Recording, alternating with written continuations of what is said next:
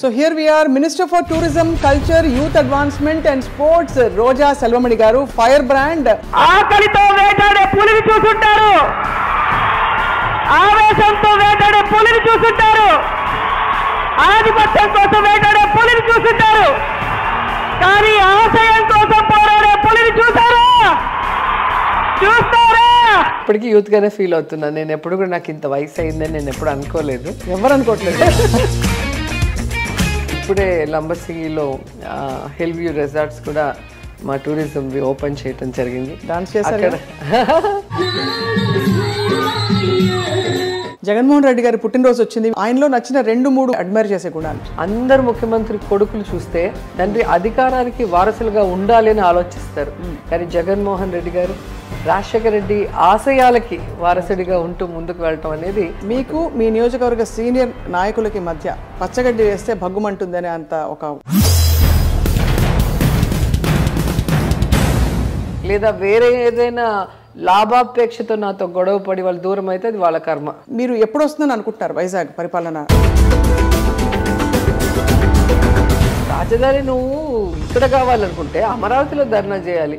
నువ్వు ఉత్తరాంధ్రలో పోయి నీకు పెట్టం మా ఊర్లో పెట్టుకుంటామని, కర్నూలుకి వెళ్ళి మీ ఊర్లో పెట్టం మా ఊర్లో పెట్టని తంతారు. అక్కడ పవన్ కళ్యాణ్ గారేమో ఒక యుద్ధ బండి కార్ వారాహి అర్థం కాదు చాలా మందికి. ఏమీ లేకపోతే ప్రజల దగ్గరికి ఎలా వెళ్తారు? ఏ ధైర్యంతో వెళ్తారంటారు? వాళ్ళంత సిగ్గులేని వాళ్ళు ఎవరు లేరండి. ఇంట్లోనే గెలవలేని వాళ్ళు వచ్చి బయట జగన్మోహన్ రెడ్డిని రానియము, ఇది నా శాసనం అంటే శాసనసభ గేటు కూడా తాకలేకపోయాడు 2019లో. మొన్న కూడా చెప్పు చూపించి ఇట్లా అంటాడు. మనం చూపించినప్పుడు ఎదుటోడు మనకు చూపించలేడా? చంద్రబాబు నాయుడు గారిని ఏడిపించింది ఎవరు? సొంత భార్యని రోడ్డు మీద తీసుకొచ్చి పెట్టాడు. ఆమె మీద జనాలకి అనుమానం వచ్చే విధంగా చేసి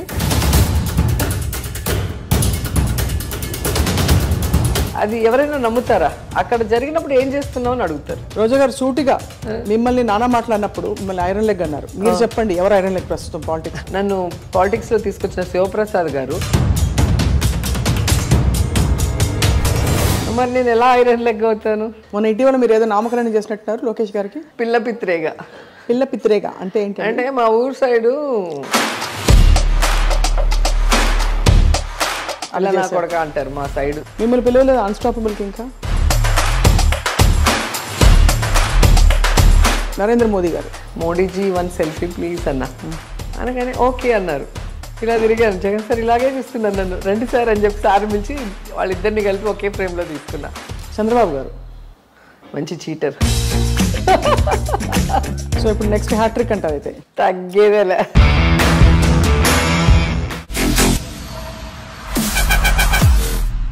నమస్తే. సామాజికంగా మనం ముందుకు వెళ్తున్నామా లేదా నిర్ధారించుకోవడానికి కొన్ని కొలమానాలు ఉంటాయి. అందులో ఒక ప్రామాణికమైన విషయం ఏంటంటే మహిళలకి సామాజిక అంశాలలో పెద్ద కీలకమైన పాత్ర ఉండడం. డాక్టర్ వైఎస్ రాజశేఖర రెడ్డి గారు తన మంత్రివర్గంలో మహిళలకి చాలా పెద్దపీట వేసిన విషయం అందరికీ తెలిసిందే. అలాగే అదే పరంపరని కొనసాగిస్తూ ఆంధ్రప్రదేశ్ ప్రస్తుత ముఖ్యమంత్రి వైఎస్ జగన్మోహన్ రెడ్డి తన క్యాబినెట్లో ఎంతోమంది మహిళలకి గొప్ప అవకాశాలు ఇచ్చారు.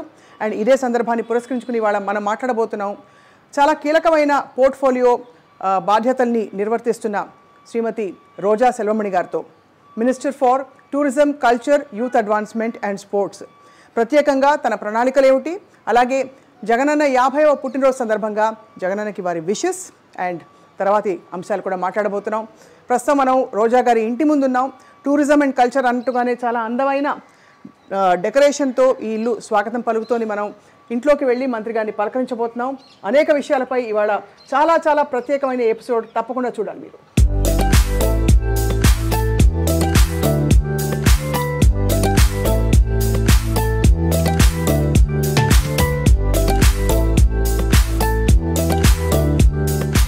So here we are, Minister for Tourism, Culture, Youth Advancement and Sports, Roja Selvamani garu, Firebrand. But actually చాలా ఆర్టిస్టిక్ సైడ్ బయటికి తీసుకురావడానికి ఒక గొప్ప అవకాశం వచ్చింది ఈసారి. రోజా గారు నమస్కారం. నమస్తే అండి. పర్ఫెక్ట్గా మీకే అతికినట్టు చక్కగా మీకోసం కుట్టినట్టుంది ఆ పదవి. అవును. So interesting. నాకు ఇంట్రెస్ట్ ఉన్న అన్ని శాఖలు కలిపి నాకు ఇవ్వటం జరిగింది. రైట్. సో టూరిజం అంటే మీకు తెలుసు, మేము తిరిగిన అన్ని స్టేట్స్ కానీ అలాగే ఫారిన్ కంట్రీస్ కానీ లోకల్గా కానీ.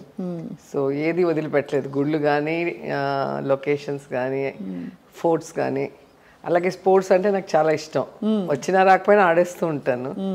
ఇంకా కల్చర్ అంటే చాలా ఇష్టం, తెలుగు అమ్మాయిని కాబట్టి భక్తి కానీ అలాగే మన సంగీతం కానీ మన క్లాసికల్ డాన్సెస్ కానీ ఫోక్ డాన్సెస్ చాలా ఇష్టం. ఇక యూత్ అంటే ఇప్పటికీ యూత్గానే ఫీల్ అవుతున్నాను. నేను ఎప్పుడు కూడా నాకు ఇంత వయసు అయిందని నేను ఎప్పుడు అనుకోలేదు, ఎవరు అనుకోవట్లేదు. సో ఫుల్ హ్యాపీగా ఎంజాయ్ చేస్తూ నా శాఖని దానికి ఒక ఏమంటారు నమ్మి నాకు ఇచ్చినందుకు ఆ నమ్మకాన్ని నిలబెట్టుకునే విధంగా నేను మినిస్టర్ అయిన రోజు నుంచి నా అన్ని డిపార్ట్మెంట్ని యాక్టివేట్ చేసేసాను. చాలా మీరు అన్ని చిన్న చిన్నగా మొదలుపెట్టి టూరిజంని బాగా డెవలప్ చేయడానికి అన్ని సాయశక్తులా కృషి చేస్తారని చెప్పారు అందరూ. తప్పకుండా చేస్తానండి. అండ్ ఇప్పుడే లంబసింగిలో హిల్ వ్యూ రిసార్ట్స్ కూడా మా టూరిజం ఓపెన్ చేయటం జరిగింది. అక్కడ దింసా డాన్స్ అందరం కూడా విమెన్ పవర్ అంతా ఉండింది అక్కడ. ఎమ్మెల్యే, ఎంపీ, జడ్పీ చైర్పర్సన్ అందరూ, ఎంపీపీ నుంచి అందరూ లేడీసే. సో అందరం కలిసి అక్కడ ఉన్న లోకల్ కళాకారులతో డాన్స్ వేసాం. అండ్ అసలు ఎంత ప్రశాంతంగా ఉంది అంటే మనం ఈ కాంక్రీట్ జంగిల్లో అసలు పొల్యూషన్లో పరుగులు తీస్తున్నాం. అలా అప్పుడప్పుడు ఒక బ్రేక్ తీసుకొని వెళ్తే ఆ ప్రకృతి అందాలు చూసుకుంటూ స్వచ్ఛమైన గాలిని పీలుస్తూ మళ్ళీ మనము హెల్తీగా రెట్టించిన ఉత్సాహంతో వర్క్ చేయొచ్చు. సో అలాంటి ప్రాంతాలన్నీ కూడా డెవలప్ చేస్తున్నాం. ఇప్పుడైతే మరి ఎన్ని గంటలు పనిచేస్తారు రోజా గారు మినిస్టర్ అయ్యాక? చాలా అక్కడ కాన్స్టిట్యున్సీ, ఇక్కడ అంటే ఓవరాల్ స్టేట్ అంతా చూసుకోవాలి. మళ్ళీ అంటే ఇప్పుడు కరెక్ట్గా జగన్ సార్ బర్త్డే రావటం, జగన్ గారు అంటే మాకు చాలా ఇష్టం. సో అలాంటి ఒక ముఖ్యమంత్రి గారు మన రాష్ట్రంకి ఉండటం మన అదృష్టం. సో ఆయన బర్త్డేని అందరూ కూడా సెలబ్రేట్ చేసుకుంటారు వారి ఇంట్లో మనిషిలాగా. సో దాన్ని నా శాఖ ద్వారా క్రీడాకారులతో కళాకారులతో చేయాలి అనుకున్నాను. సో 1 month నుంచి బ్రహ్మాండంగా చేస్తున్నాం. అన్ని చోట్ల చాలా సపోర్ట్ కళాకారుల నుంచి కానీ ప్రజల నుంచి కానీ అలాగే మా పార్టీలో ఉన్న ప్రజాప్రతినిధులు అందరూ ఉత్సాహంగా పాల్గొని సక్సెస్ చేసుకుంటూ వచ్చాం. సో మరి ఇప్పుడు మీరు ఐడెంటిఫై అవ్వాలంటే మీరు బహుముఖ ప్రజ్ఞాశాలి కాబట్టి ఒక ఆర్టిస్ట్గా చూసాం సినిమా తెరపై. అండ్ ఒక జబర్దస్త్ లాంటి షోలో ఒక కీలకమైన పాత్ర ఒక జడ్జిగా చూసాం. And we have seen you now as a minister. కాబట్టి దేంతో ఎక్కువ ఐడెంటిఫై అవుతారు రోజా గారు? రోజా ఒక మంచి అమ్మాయి లేదా ఒక మంచి మనిషి అని అనిపించుకోవడమే ఇష్టం నాకు. ఇవన్నీ కూడా సెకండరీ. కొన్ని రోజులు ఉంటాయి, కొన్ని రోజులకి కనుమరుగవుతాయి. నేను ఎన్ని రోజులు హీరోయిన్గా చేయగలను, ఎన్ని రోజులుగా మినిస్టర్గా ఉంటానో తెలీదు. అలాగే ఇవన్నీ కూడా పాసింగ్ క్లౌడ్స్ లాగా మన లైఫ్లో. కానీ రోజా అనేది శాశ్వతం కదా. సో ఆ ఇది నాకు కావాలి. ఎప్పటికీ నేను వాళ్ళ హృదయాల్లో వాళ్ళు ఇష్టపడే రోజాగా ఉండాలి అనుకుంటాను. జగన్మోహన్ రెడ్డి గారి పుట్టినరోజు వచ్చింది, మీరు ఇంత సోదరిగా ఇన్ని ప్రయత్నాలు చేసి అందరి చేత చేయిస్తారు కాబట్టి ఆయనలో నచ్చిన 2-3 బాగా మీకు చాలా పర్సనల్గా మీరు చూసి అడ్మైర్ చేసే గుణాలు? నాకు సార్తో ఈ పాదయాత్ర అప్పుడు ఆల్మోస్ట్ దగ్గర నుంచి ఆయన చూడటం జరిగింది. మనిషి పేదవాడా గొప్పవాడా అనే తేడా లేకుండా ప్రతి మనిషిని కూడా ఒక మనిషిగా గౌరవించి ఆప్యాయంగా హక్కున చేర్చుకునే విధానం నచ్చింది. అసలు అక్కడికి వచ్చే వాళ్ళకి చెమటలు పట్టిపోయి ఉంటాయి, లేదా ఏదైనా మోసుకొని వస్తే చెత్త అంతా ఉంటుంది, లేదా కొంతమందికి అయితే ఇట్లా పెద్ద పెద్ద కాయలు కాసి ఒకలాంటి స్కిన్ డిసీజ్. ఎవరైనా కూడా ఒకటే ఎక్స్ప్రెషన్, ప్రేమగా వాళ్ళని చూస్తూ ఇలా ఆశీర్వదించడం కానీ నుదురు మీద ముద్దు పెట్టడం కానీ చూస్తే నాకు నిజంగా ఆశ్చర్యం వేస్తుంది. మన ఓన్ పిల్లలే ముక్కులో గారుతుంటే తుడిచిగానే ఎత్తుకోరు, కొంతమంది మనం చూసాం. సో నీట్గా లేకపోతే కొంతమంది ఎత్తుకోరు. అలా కాకుండా బయట వాళ్ళని కూడా, సొంత వాళ్ళనే మనం ఎత్తుకోలేని పరిస్థితిలో బయట వాళ్ళని కూడా ఆయన ఎంత ప్రేమగా, అసలు ఆ ఎక్స్ప్రెషన్ ఇంకెవరికి రాదు. మేమందరం కూడా ఇంక ఎన్ని జన్మలు ఎత్తినా అది చేయలేము. ఆ మనసు బాగా ఇష్టం నాకు జగన్ గారి దగ్గర. అండ్ రెండవది, ఒక మనిషిని నమ్మితే ఆ మనిషికి ఒక మాట ఇస్తే దానికోసం ఏదైనా కూడా ఆయన వదులుకోవడానికి సిద్ధంగా ఉంటాడు. అది మనం అనేక సందర్భాల్లో చూసాం. కరెక్ట్. ఈరోజు ఓన్లీ రాజశేఖర రెడ్డి గారిని అభిమానించే గుండెలు ఎన్నో ఆగిపోయాయి, ఎన్నో ఒక ఆశగా ఎదురు చూస్తున్నాయి. రాజన్న లేడు, మాకు ఇంకెవరున్నారు అని.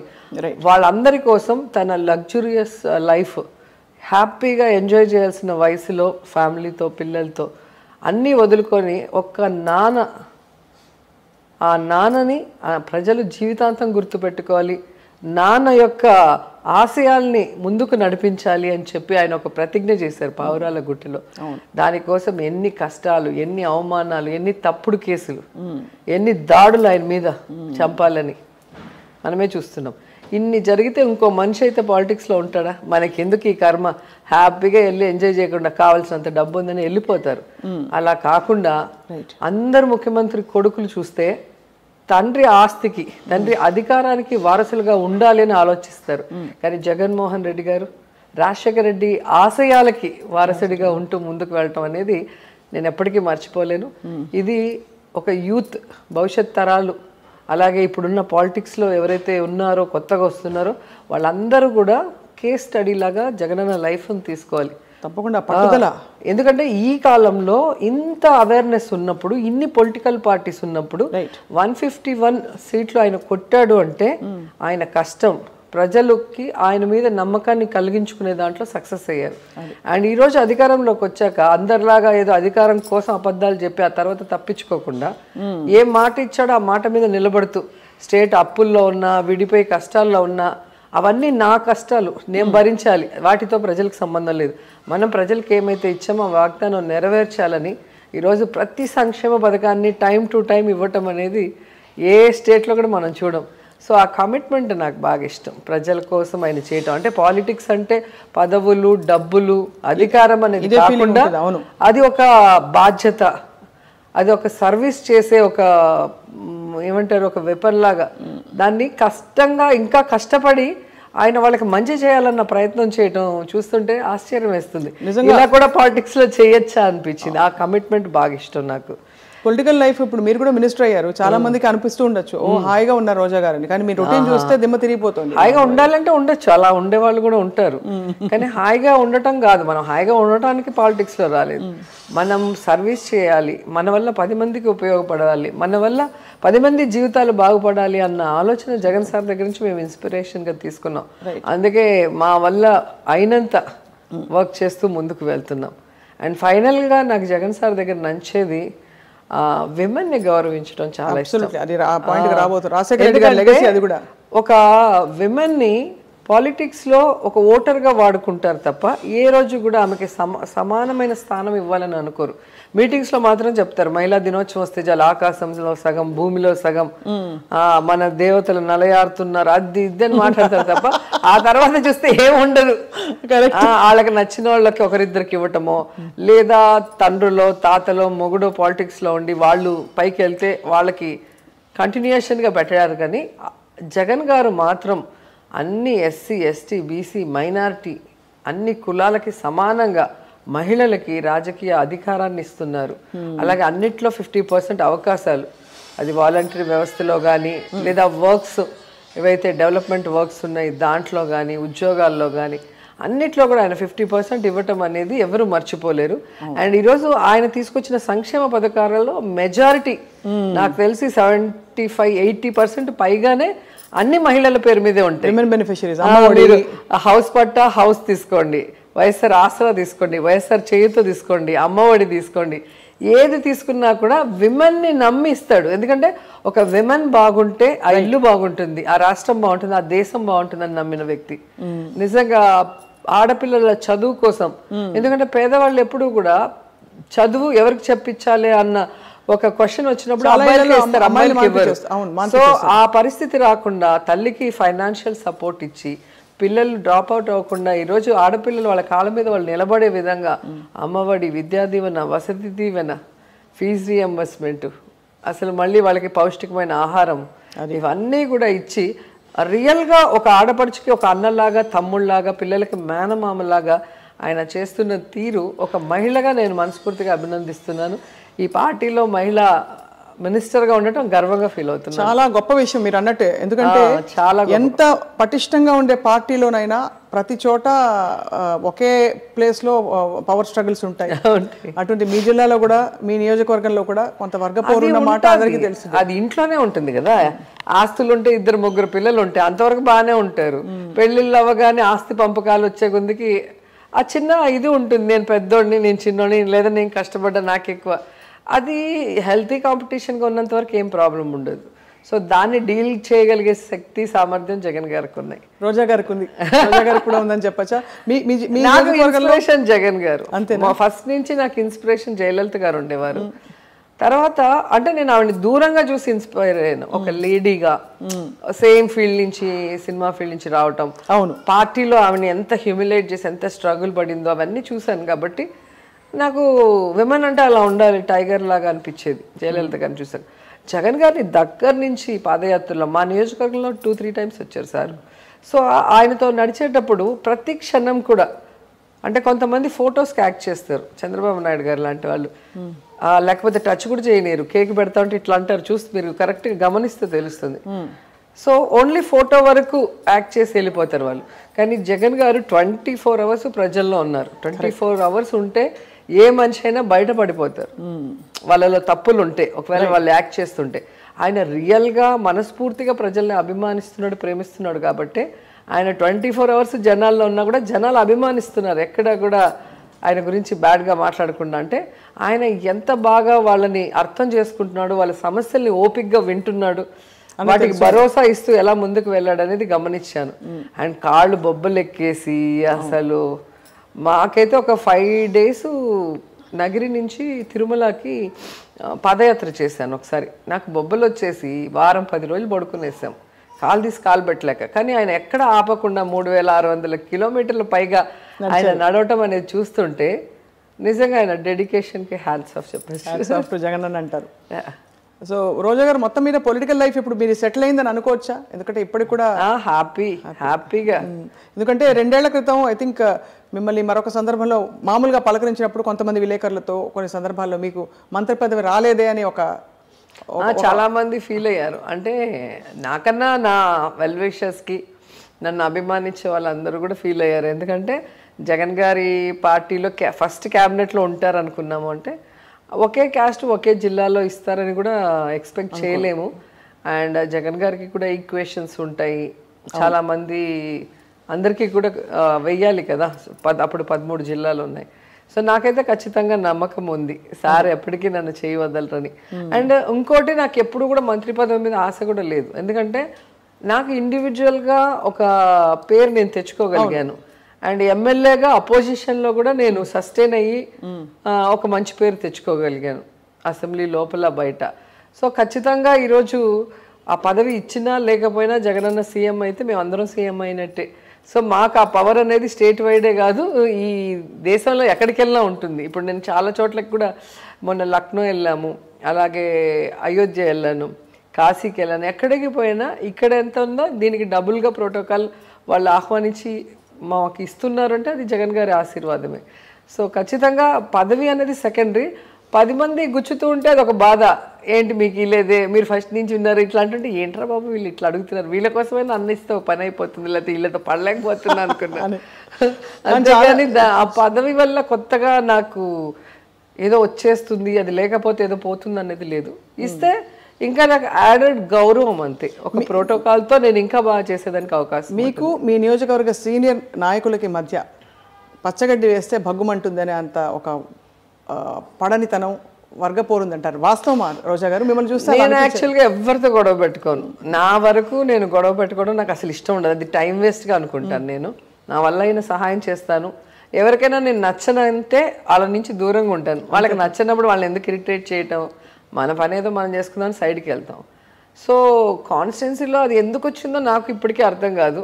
అసలు అలా ఎవరన్నా ఫీల్ మిమ్మల్ని కొంచెం కొంతమంది పైకి రానికుండా సైడ్ చేశారని అది కూడా అంటారు మీ అభిమానులు కావచ్చు. నేను ఇప్పుడు ఓడిపోయినప్పుడే ఇవన్నీ కూడా ఆలోచించను. అలాంటి 2 సార్లు గెలిచినప్పుడు ఇలాంటివన్నీ కూడా మనం ఒకవేళ వాళ్ళు చేశారో లేదో తెలియదు, వాళ్ళని హర్ట్ చేయటం ఎందుకులే అని మీరు ఎప్పుడు అనుకోలేదు, నేను ఎప్పుడు డిస్కస్ కూడా చేయను. అండ్ నేను నాకు తెలిసి నా మనస్సాక్షికి నేను భయపడతాను, భగవంతుడికి భయపడతాను. సో నేను చేసే పనిలో నాకు ఎవరు సహాయం చేస్తారో వాళ్ళందరికీ కూడా నేను ఖచ్చితంగా నష్టం చేసే పని అయితే చేయను, సహాయం చేస్తాను. రైట్. అలాగే నాకు తెలియని వాళ్ళు నా వరకు నమ్మి ఎవరైనా నా ఇంటికో లేదా నా వాట్సాప్ తలుపులో తడితే నేను చేయగలిగింది, ప్రభుత్వం తరఫున చేయగలిగింది అన్నీ చేస్తూనే ఉన్నాను. రైట్. దీనికి మించి ఎవరైనా చెప్పుడు మాటలు విని లేదా వేరే ఏదైనా లాభాపేక్షతో నాతో గొడవ పడి వాళ్ళు దూరం అయితే అది వాళ్ళ కర్మ, నా తప్పైతే ఉండదు. నేనైతే ఎవరికి తెలిసి గొడవ పెట్టుకొని ఎవరికి తెలిసి మోసం చేయను. అది ఎక్కడైనా నేను డిస్కస్ అంతే. ఎందుకంటే నా లైఫ్ లో నేను సాయంత్రం ఇంటికి వెళ్ళి అలా పడుకుంటే ప్రశాంతంగా నిద్రపోవాలి, నాకు ఈ టెన్షన్స్ ఉండకూడదు. అండ్ నేను గట్టిగా నమ్మేది ఏంటంటే కర్మ సిద్ధాంతం. మనం ఎవరికి ఏం చేస్తామో అది తిరిగి మనకి మన పిల్లలకి వస్తుంది. సో నా వల్ల నా పిల్లలు ఇబ్బంది పడటం నాకు ఇష్టం ఉండదు. సో నా వల్ల నా పిల్లలకి ఆశీర్వాదాలు రావాలి లేదా వాళ్ళ లైఫ్ హ్యాపీగా ఉండాలి, కానీ ఎవరో ఖర్చు వాళ్ళకి రావటం నాకు నచ్చదు. చాలా క్లారిటీతో ఉన్నారు రోజా గారు. చాలా మీరు బలంగా చెప్పారు, వైజాగే మనకి పరిపాలనా రాజధాని అవుతుంది. ఎవరు ఎన్ని చేస్తారు అంటే ప్రభుత్వం చెప్తూనే ఉంది, పార్టీ నాయకులు కీలక నాయకులు చెప్తూనే ఉన్నారు.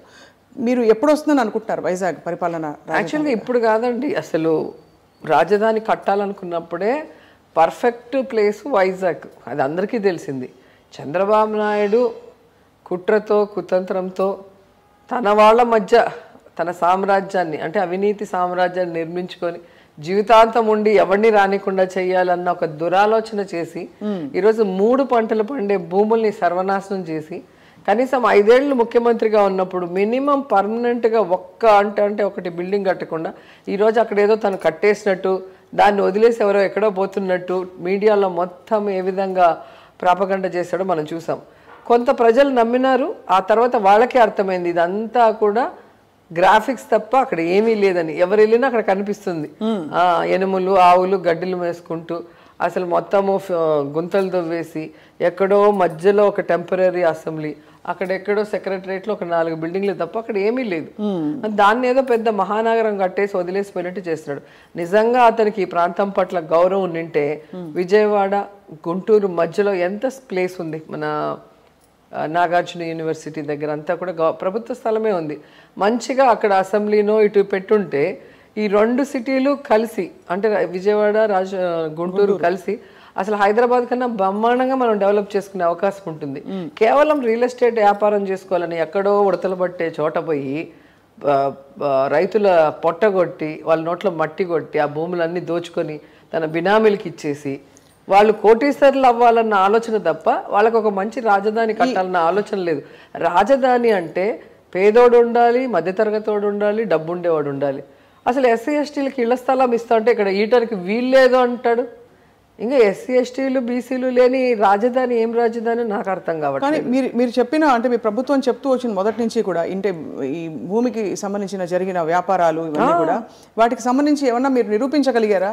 అసెంబ్లీలో నిరూపించారు కదా. అసెంబ్లీలో బుగ్గన గారు క్లియర్గా ఎవరెవరి పేరు మీద ఎన్ని ఎకరాలు ఉంది, ఏ డేట్లో కొన్నారు, ఎందుకు కొన్నారు. ఎక్కడో అడవిలో ఉడతలు పట్టే చోట అక్కడ పోయి కొనాల్సిన అవసరం వీళ్ళకి ఏముంది? వీళ్ళేమి ఈ ప్రాంతం వాళ్ళు కాదు, కొన్ని వాళ్ళు కూడా ఎక్కడెక్కడ వాళ్ళు అంతా కొన్నారు అంటే అర్థం అది మ్యాచ్ ఫిక్సింగ్ చేసుకొని పలానా చోట ఇది వస్తుంది పలానా దాని బయట ఒక రౌండ్ గీసుకొని ఇదంతా మనం కొనేస్తే రేపు మనం కోటీశ్వర్లు అయిపోవచ్చు, ఇంకా ఎవరిని ఈ చుట్టుపక్కల ఏ పార్టీని మనం బతకనీయకుండా చేద్దాం అనుకున్నారు. మనం ఒకటి తలిస్తే దైవం ఒకటి తలుస్తుందని పెద్దలు అంటారు చూసారా, అదే జరిగింది. సో ఈరోజు అక్కడ కన్నా రాజధానికి కావాల్సిన అన్ని ఫెసిలిటీస్ వైజాగ్లో ఉన్నాయి కాబట్టి అక్కడ పెట్టాలి పరిపాలన రాజధాని. ఇక్కడ ఎలాగూ శాసన రాజధాని ఉంది, దాన్ని కంటిన్యూ చేసేద్దాం. అలాగే కర్నూలుకి రాజధాని ఇవ్వాల్సిన పరిస్థితులు గతంలో ఉన్న అక్కడ మిస్ అయింది కాబట్టి ఆ ప్రాంత వాళ్ళకి కూడా మనోభావాలకి గౌరవించి న్యాయ రాజధాని పెట్టాలని జగన్మోహన్ రెడ్డి గారు నిర్ణయించడం జరిగింది. దానికి ఆ మూలు ఉంది ఈ మూలు ఉంది అంటారు. ఇప్పుడు కర్ణాటకలో బెంగళూరు ఎక్కడుందండి, తమిళనాడులో చెన్నై ఎక్కడున్నదండి, సో హైదరాబాద్ ఎక్కడుంది, తెలంగాణలో ఎక్కడ ఉంది అనేది కాదు, ఫెసిలిటీస్ ఉన్నాయా లేదా, ఒక రాజధానికి ఉండాల్సిన అన్ని సదుపాయాలు ఉన్నాయా లేదా అనేది చూడాలి. సో అవి ఖచ్చితంగా వైజాగ్ ఉంది. వీళ్ళేదో సూర్యుడిని అరచేత్తో ఆపినట్టు కోర్టులో కేసులు వేసి ఏదో చేయాలనుకుంటారు, కానీ జడ్జిలు కూడా పరిశీలించిన తర్వాత ఒక్కొక్కటి వాళ్ళకి నిజాలు తెలిసి అనేక విషయాల్లో మనకి పాజిటివ్ గానే వచ్చింది. హౌసింగ్ విషయంలో మీరు చూసారు ఏ విధంగా కోర్టు చూసి తెలుసుకొని వీళ్ళు చేసేదంతా కూడా తప్పుడు ప్రచారం అని వాళ్ళకే బుద్ధి చెప్పి మళ్ళీ హౌసింగ్ కన్స్ట్రక్షన్కి పర్మిషన్ ఇచ్చారు. అలాగే రాజధాని రైతులు అని చెప్పి రాజధాని నువ్వు ఇక్కడ కావాలనుకుంటే అమరావతిలో ధర్నా చేయాలి, నువ్వు ఉత్తరాంధ్రలో పోయి నీకు పెట్టము మా ఊర్లో పెట్టుకుంటామని కర్నూలుకి వెళ్ళి మీ ఊర్లో పెట్టం మా ఊర్లో పెడతాను తంతారు, పళ్ళు రాళ్ళు కూడా చేతిలో పెడతారు. అంటే రెచ్చగొట్టడానికి గొడవలు పెట్టడానికి బయలుదేరారు వీళ్ళు. మరి ఫస్ట్లో వీళ్ళు రైతులు అనుకొని ఒప్పుకున్న కోర్టు తర్వాత మనం చెప్పినవి చూపించిన రుజువులు చూసాక అర్థమైంది ఇది పొలిటికల్ గేము.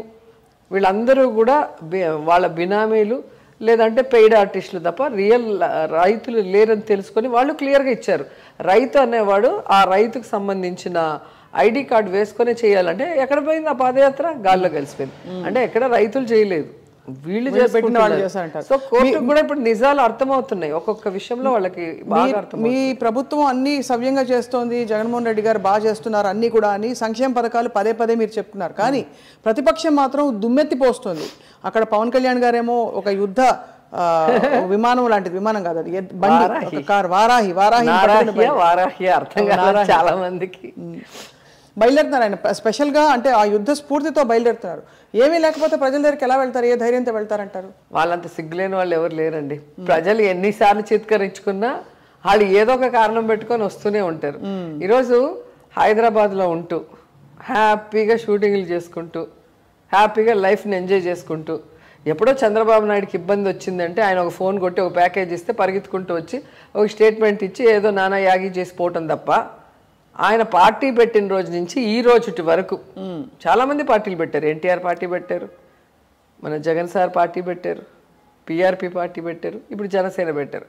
పార్టీ పెట్టిన తర్వాత ప్రజల కోసం ఎవరు ఏం చేశారు, ప్రజల్లో ఎన్ని గంటలు ఉన్నారు, ప్రజల సమస్యలకి ఎలా స్పందించారు, వాళ్ళు అధికారంలో వస్తే ప్రజలకి ఏం చేస్తామని చెప్పారో ఒక్కసారి మీరు రివైండ్ చేసుకొని చూస్తేనే అర్థమవుతుంది. వీళ్ళు షూటింగ్ సినిమాలో లాగా 2.5 గంటల్లోనే సీఎం అయిపోయి చైర్లో కూర్చొని వాళ్ళు చెప్పినట్టు ఆడాలి అనుకుంటారే తప్ప వాళ్ళు ప్రజల్లో ఉంటూ ఎండనక వాననక ప్రజల కష్టాలకి సపోర్ట్ చేస్తూ ప్రజల్లో మమేకమై వాళ్ళ మనిషి అనిపించుకునే టైం వీళ్ళకు ఉండదు. అలాంటప్పుడు ప్రజలు ఎలా ఒప్పుకుంటారు? క్లియర్గా కనిపిస్తుంది కదా. ఈరోజు పవన్ కళ్యాణ్ కానీ వాళ్ళ అన్నలు కానీ ముగ్గురు కంటెస్ట్ చేశారు. ముగ్గురు కంటెస్ట్ చేసిన వాళ్ళ సొంత ఊర్లోనే ముగ్గురిని ఓడిచ్చారు అంటే దాన్ని బట్టి మీకు అర్థం కావట్లేదండి. ఇంట గెలిచి రచ్చ గెలిచాలి. ఇంట్లోనే గెలవలేని వాళ్ళు వచ్చి బయట జగన్మోహన్ రెడ్డిని రానేము, ఇది నా శాసనం అంటే శాసనసభ గేటు కూడా తాకలేకపోయాడు 2019లో. ఇలాగే మాట్లాడుతుంటే మెంటల్ హాస్పిటల్లో జాయిన్ చేసేస్తారు. ఎందుకంటే ఈ రోజు వరకు మొదట పార్టీ పెట్టగానే కంటెస్ట్ చేయకుండా బీజేపీకి టీడీపీకి ఓటేమని చెప్పి ఆ తర్వాత పెట్టి బీజేపీని టీడీపీని తిట్టేసి ఇప్పుడు మళ్ళీ వాళ్ళతోనే కలుస్తాను, జగన్మోహన్ రెడ్డిని మాత్రం సీఎం కానీ నువ్వు ఎవరితోనైనా కలుస్తాను అంటే ఆయన ఒప్పుకున్నట్టు కదా. నాకు బలం లేదు, నేను సినిమాలోనే హీరోని, నేను రియల్ లైఫ్లో హీరోని కాదు, నేను ఒక్కడిని జగన్మోహన్ రెడ్డిని ఏం చేయలేను, ఆయన ఒక పవర్ఫుల్ ఇది అనేది అర్థమైపోయింది కదా, ఆయన మాటల్లోనే తెలుస్తుంది. జగన్మోహన్ రెడ్డి గారు మొదటి నుంచి ఇప్పటి వరకు కూడా నా జెండా నా అజెండాతో నేను సింగిల్గా పోటీ వెళ్తాను, ఎవరితో కలిసి నేను వెళ్ళను. అధికారం వచ్చిన తర్వాత కేంద్రంలో ఎవరు నా రాష్ట్రానికి బాగా చేస్తే వాళ్ళకి నా సపోర్ట్ బయట నుంచి ఉంటుందని క్లియర్గా చెప్పారు. ఆ దమ్ము ధైర్యం ఈయనకి లేదు. సినిమా హీరో చెప్పుకుంటాడు, నేను 175 ప్లేసుల్లో 175 మంది క్యాండిడేట్లు పెడతాను, నా దమ్ము ధైర్యం ఏంటో చూపిస్తాను, జగన్మోహన్ రెడ్డిని ఓడిస్తానని చెప్పమానండి. అది రాదు. దాన్ని బట్టి మీరు అర్థం చేసుకోవచ్చు కదా ప్యాకేజ్ స్టార్ అని. పదే పదే పవన్ కళ్యాణ్ గారి వ్యక్తిగత జీవితంపై బురద చల్లుతూ మీ పార్టీ నాయకులు కొంతమంది లేదు క్యాడర్ కొంతమంది చాలా పరుషంగా మాట్లాడతారు తప్ప వ్యక్తిగత విషయాలు ఎందుకు లాగాలని కొంతమంది ప్రశ్నిస్తారు. ఎవ్వరు మాట్లాడరండి, ఎవ్వరు మాట్లాడరు. మీరు ఒక్కసారి ఇంటర్వ్యూలు చూసుకుంటే ఎవరు గొడవలకి గెలుక్కున్నారో మీకే అర్థమవుతుంది. అసలు ఆయన ఎంతమందిని చేసుకుంటే ఎవరికి కావాలండి, ఎంతమందికి డైవర్స్ ఇస్తే ఎవరికి కావాలి? దానివల్ల మాకు లాభము లేదు, నష్టం లేదు, మేము మాట్లాడాల్సిన అవసరం కూడా లేదు.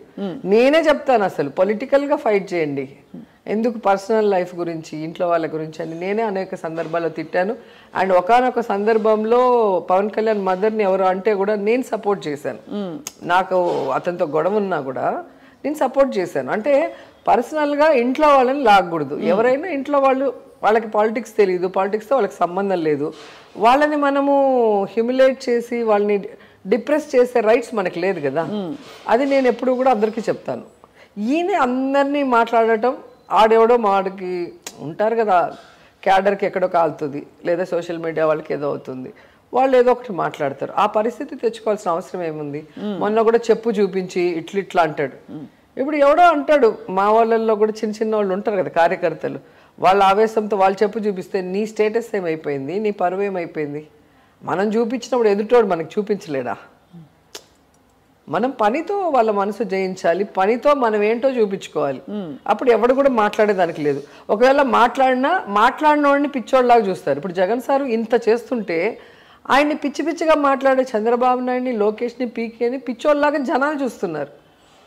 ఎందుకంటే జగన్ సార్ ఎప్పుడు మాట్లాడు ఎవరి గురించి, తన పని మాట్లాడాలని అనుకునే మనిషి. అట్లా వాళ్ళు కూడా వాళ్ళ పనితో చూపించాలి. వాళ్ళు అసలు టైం అంతా ఎక్కడో ఇది చేసి కనీసం ఇల్లు కట్టుకోరు, ఓటు ఉండదు ఆంధ్రప్రదేశ్లో. కానీ ఆంధ్రప్రదేశ్ ప్రజల మీద ప్రేమ ఉన్నట్టు వీళ్ళు స్పీచ్లు ఇచ్చేస్తే ఎవరు నమ్ముతారు? ప్రజల్లో ఉండాలి, ప్రజల కష్టాలు తెలుసుకోవాలి, వాటికి సపోర్టివ్గా ఉండాలి, వాళ్ళ సంతోష సమయంలో వాళ్ళతో కలిసి పాలు పంచుకోవాలి. అది లేదంటారు. అది ఎక్కడ ఉంది ఒక్కటి చెప్పండి మీరు. అంటే మధ్య మధ్యలో అప్పుడప్పుడు ఇప్పుడు ప్రత్యేకమైన వాహనం తీసుకుని, మిలిటరీ వాహనం తీసుకుని బయలుదేరుతున్నారు. ప్రజల కోసమే కదా. అవునా, ప్రజలు అది నమ్మాలి కదా, మా కోసమని ప్రజలు నమ్మాలి కదా. ప్రజలకి ఈరోజు పవన్ కళ్యాణ్ మీద నమ్మకం లేదు కాబట్టి 2 చోట్ల నించున్నా 2 చోట్ల ఓడించారు. ఎందుకంటే ప్రజలు గమనిస్తూ ఉంటారు మన మాటని, మన ప్రవర్తనని, మనం ఇచ్చిన వాగ్దానాన్ని మనం నెరవేరుస్తున్నామా లేదా, మనం ఎవరికైనా ఒక సజెషన్ చేసినప్పుడు అది మనం ఫాలో అవుతున్నామా లేదా, అన్నీ కూడా చూస్తుంటారు జనాలు. మనం అనుకుంటాం జనాలు అమాయకులు, వాళ్ళకి ఏం తెలియదని. అందరికన్నా తెలివైన వాళ్ళు ప్రజలు. ఆ ప్రజలు అందరినీ గమనిస్తూ ఉంటారు. కానీ ఇదే కొనసాగిస్తే చంద్రబాబు నాయుడు గారిని ఏడిపించింది ఎవరు? ఆయన కంటతడి పెట్టి ఒకరోజు విపరీతంగా ఏడిచిన ఆయన అత్యాసే ఆయన్ని ఏడిపించింది. ఆయన చేసిన తప్పులు పాపాలకి ఈరోజు ఆయన ఏడవలసిన పరిస్థితి వచ్చింది. ఎందుకంటే ఇదే అసెంబ్లీలో అత్యధికమైన ఎమ్మెల్యేలతో తిరుగులేని ముఖ్యమంత్రిగా ఎన్టీఆర్ గారు అడుగుపెట్టినప్పుడు కుట్ర కుతంత్రంతో ఆయన మీద చెప్పులేయించి ఆయన ఎమ్మెల్యేని తన వైపుకు తిప్పుకొని ఆయనకి మైక్ ఇవ్వనీయకుండా అప్పుడు స్పీకర్గా ఉన్న యనమల రామకృష్ణుడితో నీతిమాలిన రాజకీయం చేసి ఆయన్ని వెన్నుపోటు పొడిచి ఆయన చావుకు కారణమయ్యాడు. అవన్నిటికీ ఈరోజు ఆయన ఆన్సర్ చెప్పాల్సిందే. ఎందుకంటే నెక్స్ట్ జన్మ లేదు, ఇప్పుడు అంతా కూడా ఈ జన్మలోనే లెక్క సెటిల్ అయిపోతుంది. ఎవరిని చూసినా మీకు కళ్ళ ముందే కనిపిస్తుంటుంది. అలాగే తన పదవి కోసం, తన అత్యాశ కోసం ఆయన సొంత భార్యని రోడ్డు మీద తీసుకొచ్చి పెట్టాడు. ఎవ్వరు ఒక మాట అనకుండా, ఎవరో ఏదో అనేశారు నా భార్యని అని చెప్పి ప్రజల్లో లేని ఒక డిస్కషన్ని తీసుకొచ్చి ఆమె మీద జనాలకి అనుమానం వచ్చే విధంగా చేసి ఏడ్చి సింపతి తెచ్చుకోవాలన్న ప్రయత్నం చేశాడు. కానీ అక్కడ కూడా ఫెయిల్యూర్ అయిపోయాడు. ఎందుకంటే క్లియర్గా ఎక్కడైనా కూడా మన వాళ్ళు మాట్లాడుంటే రికార్డు ఇమీడియట్గా చూపించండి, సారు డెసిషన్ తీసుకుంటారు. సార్ డెసిషన్స్ ఎలా ఉంటాయి మీకు తెలుసు కదా, జగన్ గారి డెసిషన్. కానీ అక్కడ కూర్చొని గంట తర్వాత రూమ్కి వెళ్ళి ఆ తర్వాత వాళ్ళ మనుషులు ఉంటారు కదా పచ్చ ఛానళ్ళు, వాళ్ళు ఇచ్చిన మొత్తము స్క్రిప్ట్ తీసుకొని మళ్ళీ పార్టీ ఆఫీస్కి వెళ్ళి అక్కడ ప్రెస్ మీట్ పెట్టి అప్పుడు ఏడిస్తే ఎవరు నమ్ముతారు? ఇప్పుడు మీరు నన్ను ఏదైనా తిడితే నేను రియాక్ట్ అయితే అవును అది జరిగినట్టు లెక్క. ఇప్పుడు మన ఇద్దరం ఇక్కడ మాట్లాడేసుకొని సరదాగా నేను వెళ్ళి ఒక 2 గంటల తర్వాత నన్ను అక్కడ ఇంటర్వ్యూ దగ్గర స్వప్న ఇలా అనింది అని చెప్పి ఏడిస్తే అది ఎవరైనా నమ్ముతారా? అక్కడ జరిగినప్పుడు ఏం చేస్తున్నావు అని అడుగుతారు. అక్కడే అంటారు మామూలుగా, అక్కడే అడగాలి. అవును, అలా లేదు అంటేనే అది ప్రీ ప్లాన్డ్ గా ఒక సింపతి కోసం చేసిన ఇది. మొన్న కూడా ఎక్కడో మీటింగ్ పోతే నా మీద రాళ్ళు వేశారు అని చెప్పి సింపతి కోసం డ్రామా ఆడారు.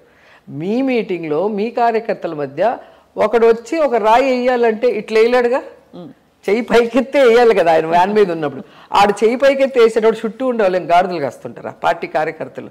కొట్టి చంపారా? చంపుతారు లేదా? చెయ్యి ఒకటి పైకెత్తి రాయి వ్యాన్ మీదకి వేసినప్పుడు చుట్టూ కార్యకర్తలు అంతా కూడా ఎట్లుంటారు? ఆ పార్టీ కార్యకర్తలు ఏ పార్టీకైనా కూడా ఒక నాయకుడు వచ్చినప్పుడు అందరూ కూడా ఒక ఫుల్ ఎనర్జీతో ఉంటారు. అప్పుడు ఏదైనా ఒక చిన్నది జరిగినా అందరూ కూడా మాబుగా చేరి కొడతారు. అట్లా జరగలేదు అంటే అవన్నీ కూడా సింపతి కోసం ఆయన ఆడే డ్రామాలని ప్రజలకు అర్థమైపోయింది.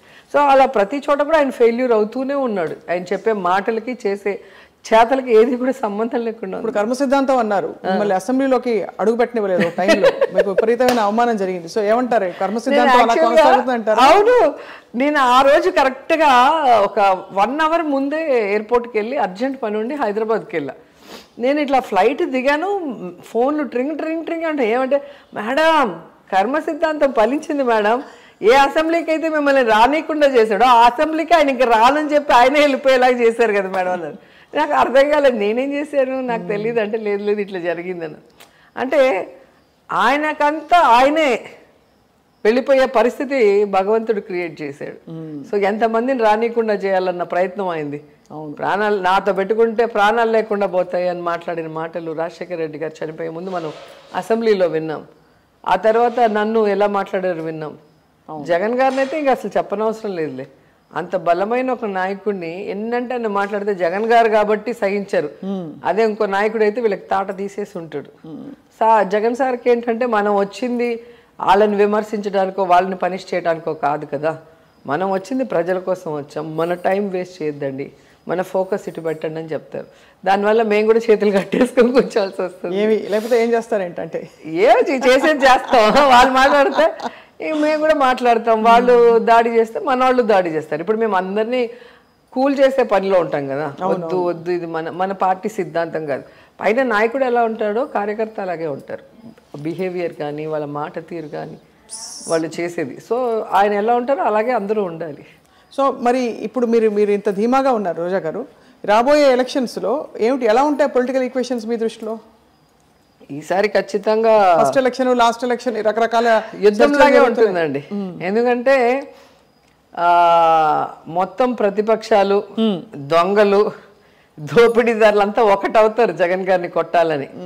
కానీ ఎవరెన్ని చేసినా కూడా ప్రజల మనసులో వైఎస్ఆర్ కుటుంబం ఒక గుడి కట్టుకొని అలా కూర్చొని ఉన్నారు. రాజశేఖర రెడ్డి గారు రాజకీయాల్లో ముఖ్యమంత్రి అయిన తర్వాత ఇలా కూడా చేయొచ్చా ప్రజల కోసం అని అనేక చారిత్రాత్మకమైన నిర్ణయాలు తీసుకొని వాళ్ళ జీవితాల్లో వెలుగు నింపారు. సో ఫ్రీ కరెంట్ రైతులకు కానీ, ఫీజు రియంబర్స్మెంట్ పేద విద్యార్థులకు కానీ, పేదవాళ్ళకి ఆరోగ్యం కోసం ఆరోగ్యశ్రీ, ఇలాంటివన్నీ అసలు మైండ్లో కూడా ఎవరికి తట్టవు. అసలు అంత గొప్ప ఆలోచనలతో వాళ్ళు వచ్చారు. ఈరోజు అవన్నీ కూడా మిగతా రాష్ట్రాల వాళ్ళు ఇంప్లిమెంట్ చేస్తున్నారంటేనే వాళ్ళ విజన్ ఏంటో మనం అర్థం చేసుకోవాలి. రాజశేఖర రెడ్డి గారిని మించిపోయారు జగన్ సార్.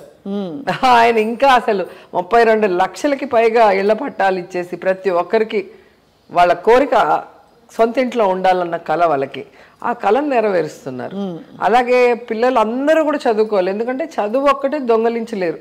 ఆ చదువు ఉంటే వాడి కాళ్ళ మీద నిలబడటమే కాకుండా పూర్తి కుటుంబం ఆర్థికంగా ఎదిగే అవకాశం ఉంటుందని అందరినీ చదివించడానికి అన్ని రకాలుగా ఇంగ్లీష్ మీడియం నుంచి వాళ్ళకి ఇప్పుడు ట్యాబ్లు కూడా ఇస్తున్నారు చూడండి. డిక్షనరీలు మనం ఎప్పుడు డిగ్రీలో కానీ డిక్షనరీ చూడాల. ఇప్పుడు స్కూల్ పిల్లలకే ఒక గౌరవమైన స్కూల్ యూనిఫాము, పేదవాళ్ళు చక్కగా తిని హెల్తీగా ఉంటేనే కదా. లేకపోతే ఎప్పుడు చూసినా మోషన్స్ అనో ఫీవర్ అనో కోల్డ్ అనో స్కూల్ ఎగ్గొడితే వాడికి ఏం మార్కులు వస్తాయి? సో పౌష్టికమైన ఆహారం, జగనన్న గోరు ముద్ద, ఒక తల్లి మనసుతో ఆలోచించి ప్రతిదీ కూడా ఆయనే చేయటం అనేది మనం చూస్తున్నాం. సో ఇట్లా చెప్పుకుంటూ పోతే జగన్ గారు తీసుకొచ్చినవి ఈరోజు సచివాలయం అనేది అల్టిమేట్.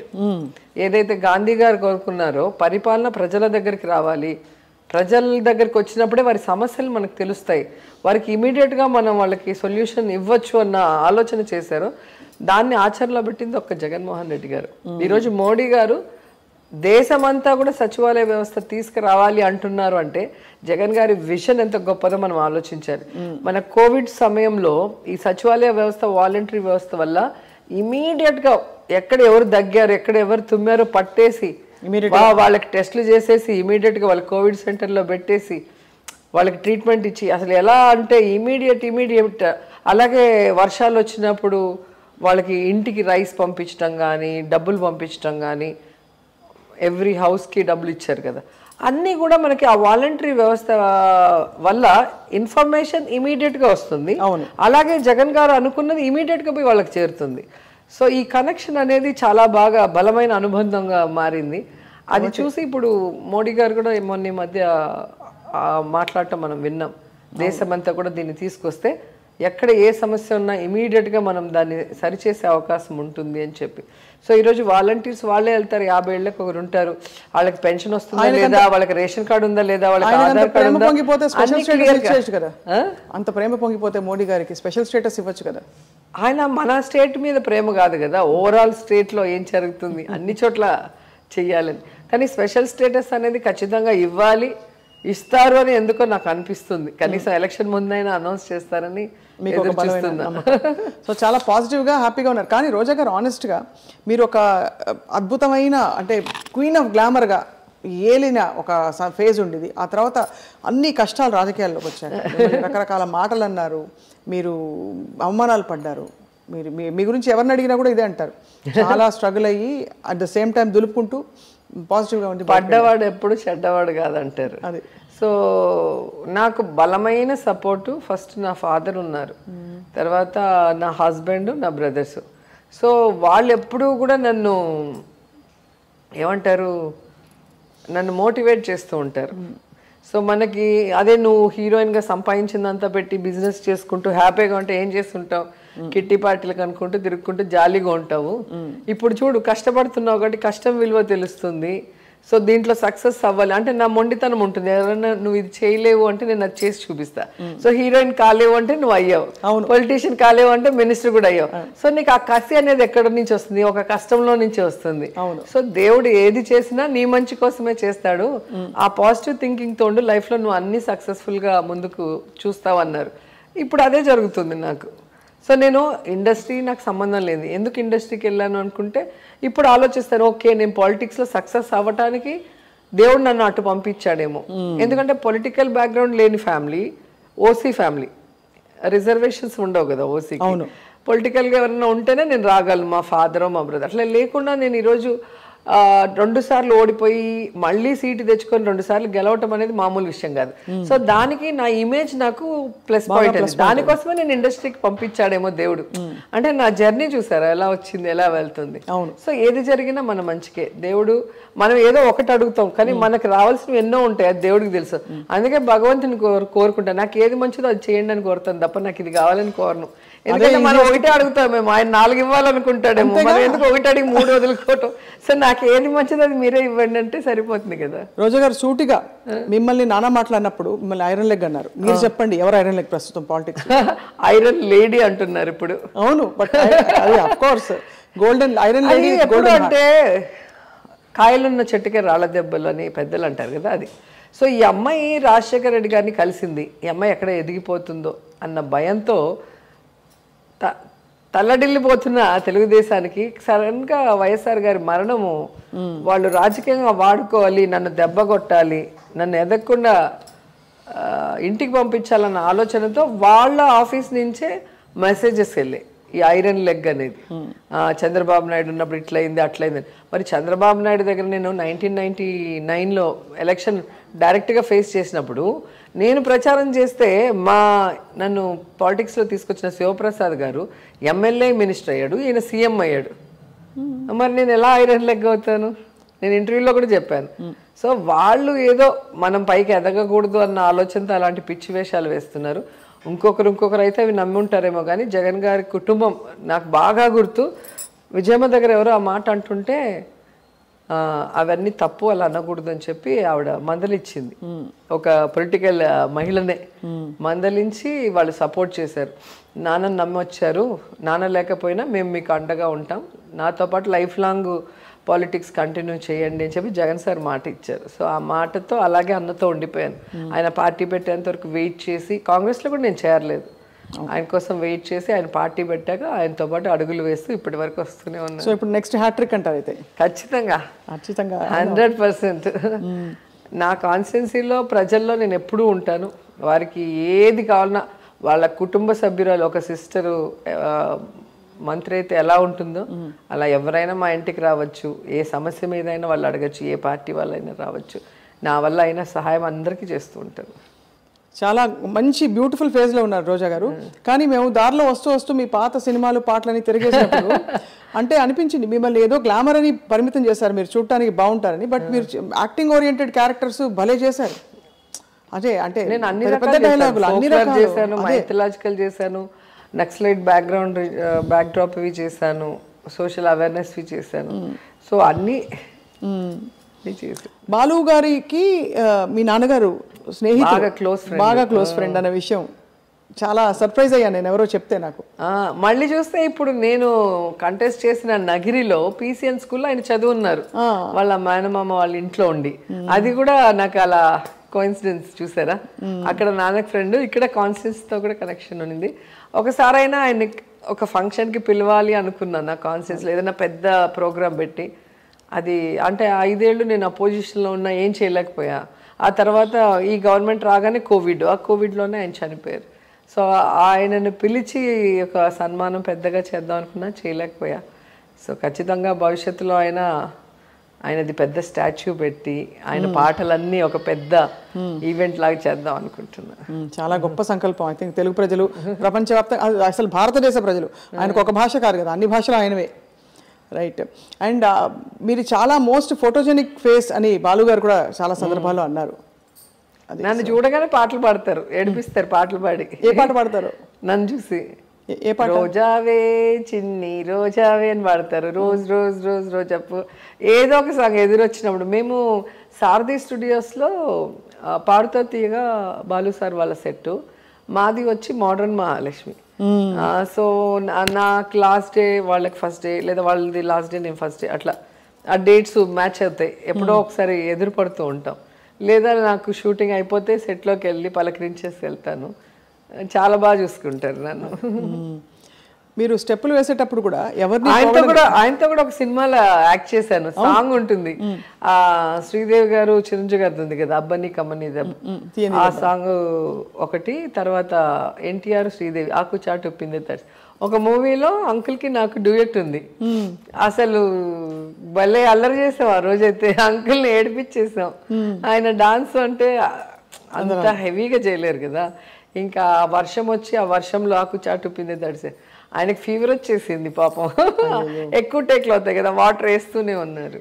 ఆ పిక్చర్లో నేను సంగీతం నేర్చుకోవడానికి వస్తాను బాలు గారి దగ్గరికి.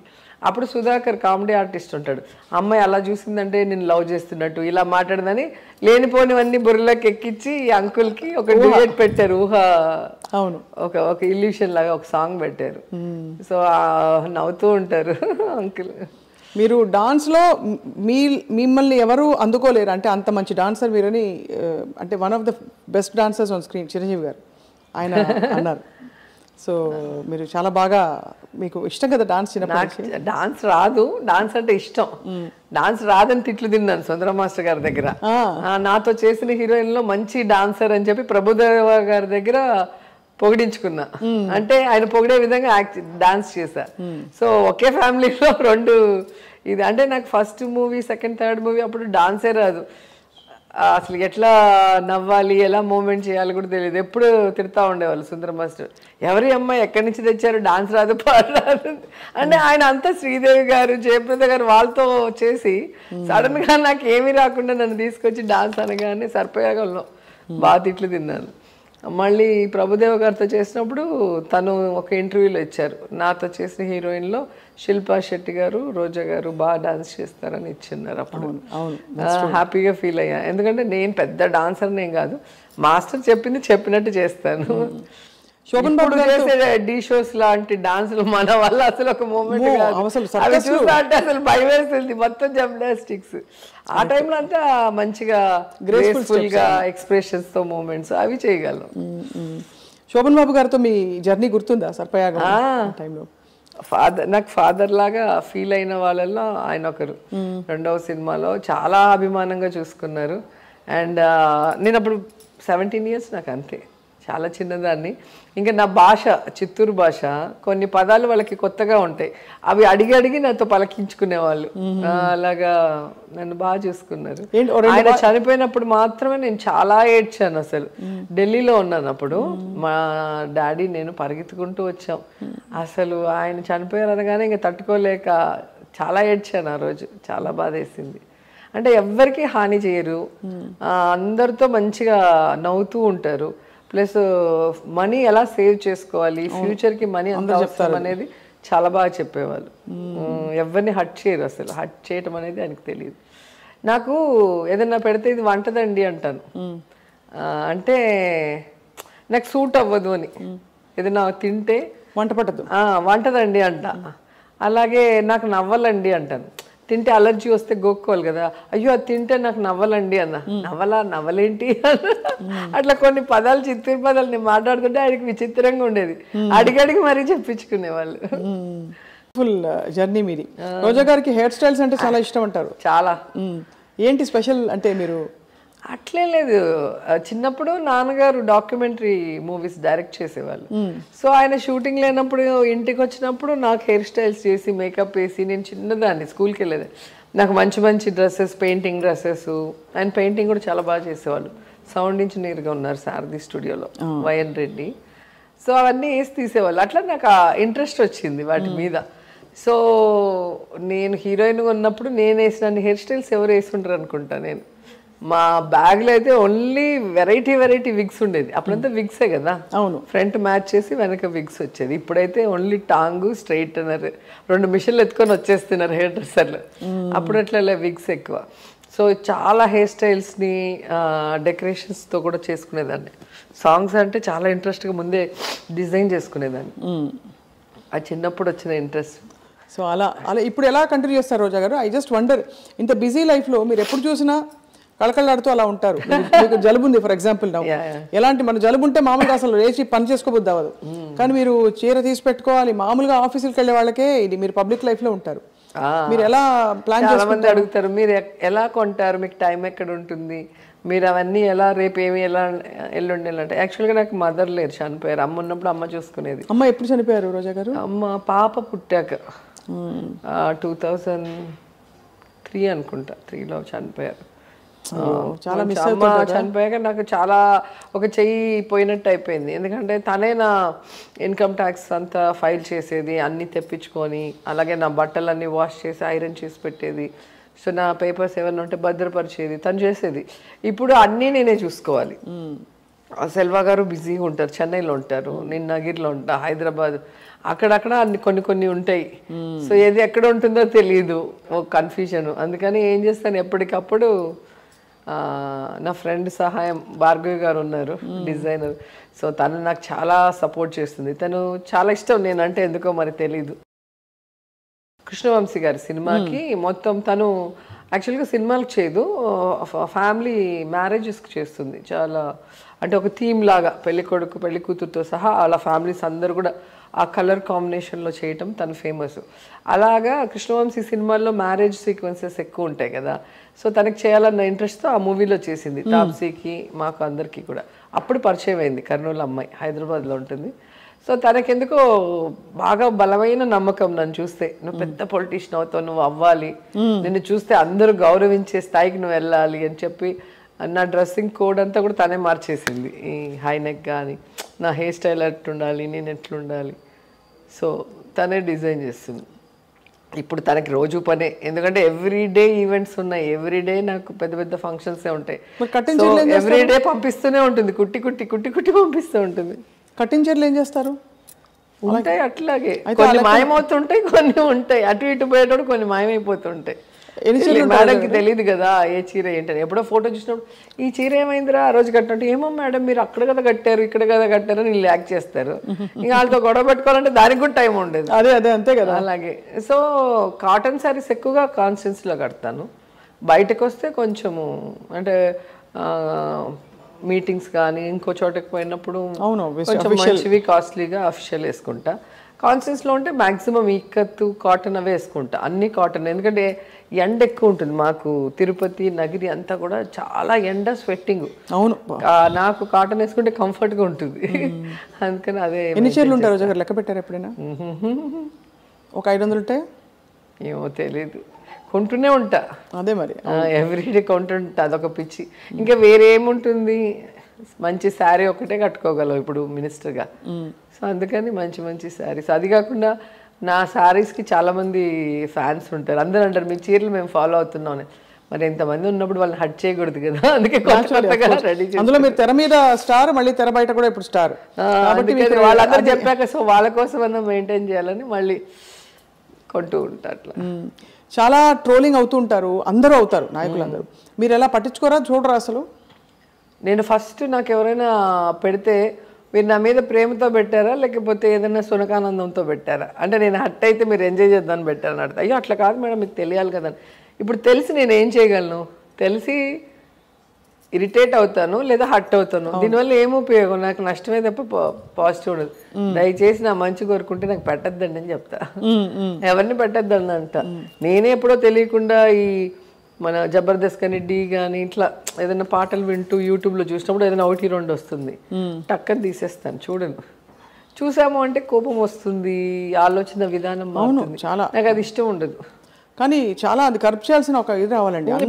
మనం అంటే తట్టుకోగలం. అనసూయ అయితే తను ఉక్కుపాదంతో మొదలుపెట్టింది అంటే ట్రోలింగ్ మీద యుద్ధం. బికాస్ చాలా దారుణమైన ట్రోలింగ్ అవుతుంది అందరికీ. అంటే ఇప్పుడు మన వరకు అయితే మనము ఎదుర్కోగలం, మనం ఇండస్ట్రీలో ఉన్నాము, వీళ్ళ మెంటాలిటీ తెలుసు కాబట్టి దీన్ని ఎక్కడ కట్ చేద్దాము, ఆ అవకాశం వచ్చినప్పుడు మనం చేయగలం. కానీ మన పిల్లలు, మా అమ్మాయిని అయితే అసలు ఎంత ఇబ్బంది పెట్టారో, తను చాలా డిప్రెస్ అయి ఉన్నింది ఒక టైంలో. నాకు తెలీదు. అంటే తన ఫొటోస్ డౌన్లోడ్ చేసుకొని వాటిని న్యూడ్గా, వాటిని పిచ్చి పిచ్చిగా అట్లా చేస్తే మళ్ళీ తనకి ఇది చేస్తున్నప్పుడు వాళ్ళకి అది ఏం తెలియని వయసు కదా, ఇలాంటివి అసలు వాళ్ళు ఫేస్ చేసి ఉండరు. సడన్గా వాళ్ళకి ఇదయ్యే కొద్దికి చాలా యాక్షన్ తీసుకున్నారు రోజా గారు. నాకు తెలిసే కొద్దికి చాలా లేదు, చెప్పలేదు పాప. అంటే నేను సీరియస్గా రియాక్ట్ అవుతాను కదా, ఎందుకులే గొడవ, అది ఇంకా సెన్సిటివ్, ఎందుకులే గొడవ అని చెప్పి తనలో తనే బాధపడుతుంది. అదే మళ్ళీ తను ఒకసారి అనింది, ఎందుకమ్మా నువ్వు ఇంత మంచిదానివి, నువ్వు ఇంత హెల్పింగ్ నేచర్ ఉంది, నిన్నెందుకు ఇంత చెడ్డగా ట్రోల్ చేస్తారు, ఎందుకు నిన్ను తిడతారు, సంబంధం లేకుండా ఏదో మా ఫ్యామిలీ ఫంక్షన్స్ పెట్టినా కూడా కింద తిడతారు. పొలిటికల్గా మనం మాట్లాడినప్పుడు తిడితే వేరే, అవును, ఎక్కడో సంబంధం లేని ఒక ఫ్యామిలీ ఫంక్షన్, ఒక బర్త్డే వీడియో కిందో, లేదా ఒక మంచి ఫోటో మా పిల్లలతో ఉన్న ఫోటో కిందో సంబంధం లేకుండా వాళ్ళు మాట్లాడేది చూసి చాలా హర్ట్ అయింది. ఎందుకమ్మా మనకు అవసరమా ఇట్లాంటివన్నీ అని చెప్పేసి నేను మళ్ళీ చెప్పాను, పాలిటిక్సే కాదు నాన్న, ఏ ఫీల్డ్ అయినా ఇలాగే ఉంది, వాక్ స్వాతంత్రం అంటూ వాడి ఇష్టానికి చేస్తున్నాడు. అవును, చాలా ఇది కరెక్ట్ కాదు. యాక్చువల్గా కోర్ట్స్ కానీ గవర్నమెంట్స్ దీని మీద యాక్షన్ తీసుకోవాలి, లేకపోతే చాలా మంది పిల్లలు ఇబ్బంది పడతారు. మీ పార్టీ నాయకులకు మాత్రం భలే వొకాబులరీ అండి, మీరు కొత్త పేర్లు పెడుతుంటారు నాయకులకి. మొన్న ఇటీవల మీరు ఏదో నామకరణం చేసినట్టున్నారు లోకేష్ గారికి. పిల్లపిత్రేగా అంటే ఏంటి? అంటే మా ఊరు సైడు వయసుకు మించి మాట్లాడటం, వయసుకు మించి చేస్తే పనులు పిల్లపిత్రేగా అంటారు. నాకు లొకేషన్ చూస్తే అదే అనిపిస్తుంది. ఆయన మాట్లాడే మాటలకి చేసే వాటికి ఏం సంబంధం ఉండదు. సో ఆ రోజు ఎందుకో ఏదో డిస్కషన్లో అలా వచ్చింది. అసలు ఒక పొలిటికల్ లీడర్గా ఎదగాలి అంటే అసలు అందరూ ఎంత కష్టపడి పైకి వస్తున్నాం, కానీ ఒక సీఎం కొడుక్కి చాలా ఈజీ. తన తండ్రి అధికారాన్ని అడ్డం పెట్టుకొని దొంగదారిలో ఎమ్మెల్సీ అయ్యి మినిస్టర్ అయ్యాడు. మినిస్టర్గా తాను ఉండగా, తన తండ్రి ముఖ్యమంత్రిగా ఉండగా ఎమ్మెల్యేగా ఓడిపోవటం ఎంత దౌర్భాగ్యం. అలాంటి వాడు కూడా జగన్మోహన్ రెడ్డి గారిని నీ అంతు చూస్తా, ఏ జగన్ రెడ్డి రారా అంటుంటే నాకు నిజంగా పిల్లపిత్రేగాడు అనే పదం గుర్తొచ్చింది. అసలు సడన్ గా జగన్ సార్ వాడి ముందర ప్రత్యక్షమై ఏంట్రా చెప్పు అంటే గుండాయి చచ్చిపోతాడు. నాకు ఎప్పుడు అలా అనిపిస్తుంది, ఎవడైనా జగన్ గారిని తిడుతుంటే సడన్ గా జగన్ గారు వాళ్ళ ముందర ప్రత్యక్షమై ఏంటి చెప్పాలి, ఎలా ఉంటుంది వీడి పరిస్థితి అనేది నాకు నేనే అనుకొని నవ్వుకుంటూ ఉంటాను. అసలు వాళ్ళు ప్రజలకు మంచి చేయరు, వాళ్ళకి లీడర్షిప్ క్వాలిటీ ఉండదు. కానీ జగన్ సార్ని చూసి జలస్తో ఏది పడితే అది మాట్లాడేది, మన ఛానల్లే కదా మనం చెప్పినవన్నీ వేస్తారు అని వాళ్ళు మాట్లాడే మాటలకి ఇంకా పిల్లపిత్రేగా అనేది కరెక్ట్ అనిపించింది నాకు. కింద ఫైన్ ప్రింట్లో మీరు అంటే మీనింగ్ కూడా చెప్పాలి, అంత తెలుగు రాకపోవచ్చు చాలా. అదే చెప్పే కదా, అదే అర్థమైంది ఇప్పుడు మీరు చెప్పారు కాబట్టి. పిల్ల చేష్టలు అలా నా కొడక అంటారు మా సైడ్. అంటే అది బూత్ కాదు, చిత్తూరు సైడ్లో ఆ లాంగ్వేజ్ అలా ఉంటుంది. సో వాటికి ఇది ఒక పర్యాయ పదం అంతే. సో రోజా గారు ఇప్పుడు కంప్లీట్లీ మీరు అవే ఫ్రమ్ ఆల్ ఎంటర్టైన్మెంటా అయితే ప్రస్తుతానికి? ఏముంది, అసెంబ్లీలోనే పెద్ద ఎంటర్టైన్మెంట్ ఇప్పుడు. సో ఎవడెవడు మమ్మల్ని టార్గెట్ చేసి అబద్ధాలు స్ప్రెడ్ చేయాలి, జగన్ సార్ని నిందలు వేసి ఏదన్నా చేయాలనుకున్నప్పుడు ఇంకా మాకు ఎంటర్టైన్మెంటే, వాళ్ళని ఆడుకోవటం ఇంకేముంటుంది. ఎలాగూ సంక్షేమం అభివృద్ధి జగన్ సార్ చూసుకుంటారు, రైట్, అది మేము ఫాలో చేసుకుంటూ వెళ్ళిపోతాం. ఇక మధ్య మధ్యలో ఇలాంటి ఎంటర్టైన్మెంట్లు ఉంటుంటాయి అంతే అంటారు. అంతే. అయితే జబర్దస్త్ కానీ మాకు ఇప్పుడు జబర్దస్త్ షూటింగ్కి వెళ్ళి చూడాల్సిన అవసరం లేదు కామెడీ ఆర్టిస్ట్ని. అంతే అంటారు. మన స్టేట్లోనే ఉన్నారు, పీకే గారు ఉన్నారు, లోకేష్ గారు ఉన్నారు, మధ్య మధ్యలో అచ్చెన్నాయుడు గారు వస్తారు, అయ్యన్నపంతుడు గారు వస్తారు. వీళ్ళందరూ మన కామెడీ ఆర్టిస్టులకు మించిపోయి ఉన్నారు. వాళ్ళ మాటలు, వాళ్ళ హావభావాలు, ఇంక అవే సరిపోతుంది మాకు చూసి నవ్వుకోవటానికి. చాలా మీరు ఇంత బోల్డ్గా ఇప్పుడు ఉన్నారు రోజా గారు. అంటే ఎప్పుడు మీరు ఫైర్ బ్రాండ్ అని మొదటి నుంచి వచ్చిన పేరే, కానీ ఐ జస్ట్ వండర్, మీరు పాత కొలీగ్స్ మీ వాళ్ళు ఎదురు పడితే ఎలా ఉంటుంది మీ పరిస్థితి? అంటే వాళ్ళ పరిస్థితి, మీ పరిస్థితి, వాళ్ళు మీరు పాత కొలీగ్స్ అంటే ఫ్రెండ్స్, సినిమాల్లో మీరు కలిసి యాక్ట్ చేసిన హీరోలు. Okay okay. ఇప్పుడు పాలిటిక్స్ లో రీసెంట్ గా నాగార్జున గారిని కలిసాను, ఆలీ గారి కూతురు పెళ్లిలో. అసలు ఫుల్ హ్యాపీగా వచ్చి ఇలా పట్టుకొని ఆయనను అమలా మ్యామ్ ఎలా ఉన్నావురా, పాలిటిక్స్ ఎలా ఉన్నాయి అని చెప్పి చాలా హ్యాపీగా మాట్లాడారు. నాకు చాలా హ్యాపీ అనిపించింది. ఎందుకంటే ఒక టైంలో నేను సర్పయాగం చేసేటప్పుడు నాగార్జున గారిని చూడటానికి మన అన్నపూర్ణ స్టూడియోలో మాకు షూటింగ్ జరుగుతుంది. ఆయన వచ్చారు అని చెప్తే స్టూడియోలో నుంచి పరిగెట్టుకుంటూ వెళ్ళాను. మేము ఒక సైడ్ షూట్ చేస్తున్నాం, ఇంకో సైడ్ ఆయన వచ్చారు, కారు వచ్చి ఆగిందంటే. అంత పిచ్చి నాగార్జున గారు అంటే కాలేజ్ చదివేటప్పుడు. ఫస్ట్ కృష్ణ గారికి, ఆ తర్వాత నాగార్జున, చిరంజీవి గారు అంటే చాలా ఇష్టం. సో నాగార్జున కోసం పరిగెత్తిన నేను ఈరోజు నాగార్జున గారు నాకు ఎదురొచ్చి నవ్వుతూ మాట్లాడిస్తుంటే చాలా హ్యాపీ అనిపించింది నాకు. అండ్ ఈ మధ్యలో మన హైదరాబాద్ ఎయిర్పోర్ట్లో లాంచ్లో వెంకటేష్ గారు కనిపించారు. మేము లక్నో వెళ్తున్నప్పుడు చెప్పారు, అక్కడ మంచి ఫుడ్ దొరుకుతుంది, ఎంజాయ్ చేయండి ఫుడ్ అన్నారు. సో ఆయన ఎప్పుడూ అంటుంటారు, మీరు చాలా కష్టపడి పాలిటిక్స్లో పైకి వచ్చారు, మీరు డిజర్వ్డ్ మినిస్టర్ అవ్వటానికి, ఫైనల్లీ మీరు మినిస్టర్ అయ్యారు, హ్యాపీగా ఉంది అని చెప్పినప్పుడు చాలా హ్యాపీ అనిపించింది. ఎందుకంటే ఆయన పెద్దగా మాట్లాడరు, వెంకటేష్ గారు చాలా రిజర్వ్డ్గా ఉంటారు ఎప్పుడు కూడా. స్పిరిచువల్ సైడ్ ఉన్నారు ఇప్పుడు, మెడిటేషన్. ఓకే. సో ఆ రోజు కనిపించినప్పుడు లాంచ్లో ఆయన చెప్పినప్పుడు చాలా హ్యాపీ అనిపించింది. రమ్యకృష్ణ ఎక్కువ చెప్తూ ఉంటుంది, నాకు అసలు మనుషులు చూస్తే కింద కాళ్ళు వణుకుతాయి, నువ్వు అంతమంది మధ్యలో మైక్ పట్టుకొని అలా ఎలా మాట్లాడగలుగుతున్నావు, నువ్వు హీరోయిన్ ఉన్నప్పుడు పెద్ద క్వైట్గానే ఉంటారు, క్వైట్గా ఉంటాను, ప్లస్ మేమున్నప్పుడు నేను, రాధికక్క, మీనా, రమ్య మేమున్నప్పుడు సరదాగా నవ్వుకుంటుంటాం జోక్స్ వేసుకొని, అంతేగాని ఇలా మైకులు పట్టుకొని సీరియస్గా మాట్లాడేంత లేదు అప్పుడు. ఎలా నీకు ఇది వచ్చింది, ఇంత ధైర్యం ఎక్కడి నుంచి వచ్చింది, నాకు ఇప్పటికి కూడా ఆశ్చర్యం నేను చూస్తుంటే అని చెప్పి రమ్య ఎప్పుడు అంటుంటుంది. యాక్చువల్గా ఆమె బోల్డ్గా ఉంటుంది సినిమాల్లో చూస్తే, ఆమె నన్ను అంటుంది. అట్లా ఒక్కొక్కరు నన్ను ఇండస్ట్రీలో చూసిన వాళ్ళకి ఆశ్చర్యంగా ఉంటుంది ఈ సైడ్ చూసి కదా. కృష్ణ గారితో మీరు ఆల్మోస్ట్ 6-7 సినిమాలు చేశారు కదా. అవును, ఎన్కౌంటర్ చేసా, సంభవం చేసా, వైభవం చేసా, వాళ్ళ బ్యానర్లోనే చాలా సినిమాలు చేస్తా, తెలుగు వీరల్ ఎవరేజ్. అవును, చాలా పెద్ద. ఆయనతో చేయటం అనేది అది ఒక హాలిడే లాగే, ఆడుతూ పాడుతూ ఎంజాయ్ చేస్తూ మంచి ఫుడ్ తింటూ ఆయన వేసే జోకులు వింటూ కష్టం లేకుండా షూటింగ్ చేయొచ్చు. రాధగారు అయితే అప్పుడు చిరంజీవి గారితో బిజీగా షూటింగ్స్ ఉన్నప్పుడు మన సమ్మర్ సీజన్లో కృష్ణ గారు ఎప్పుడు ఊటీలో ఉండిపోతారు.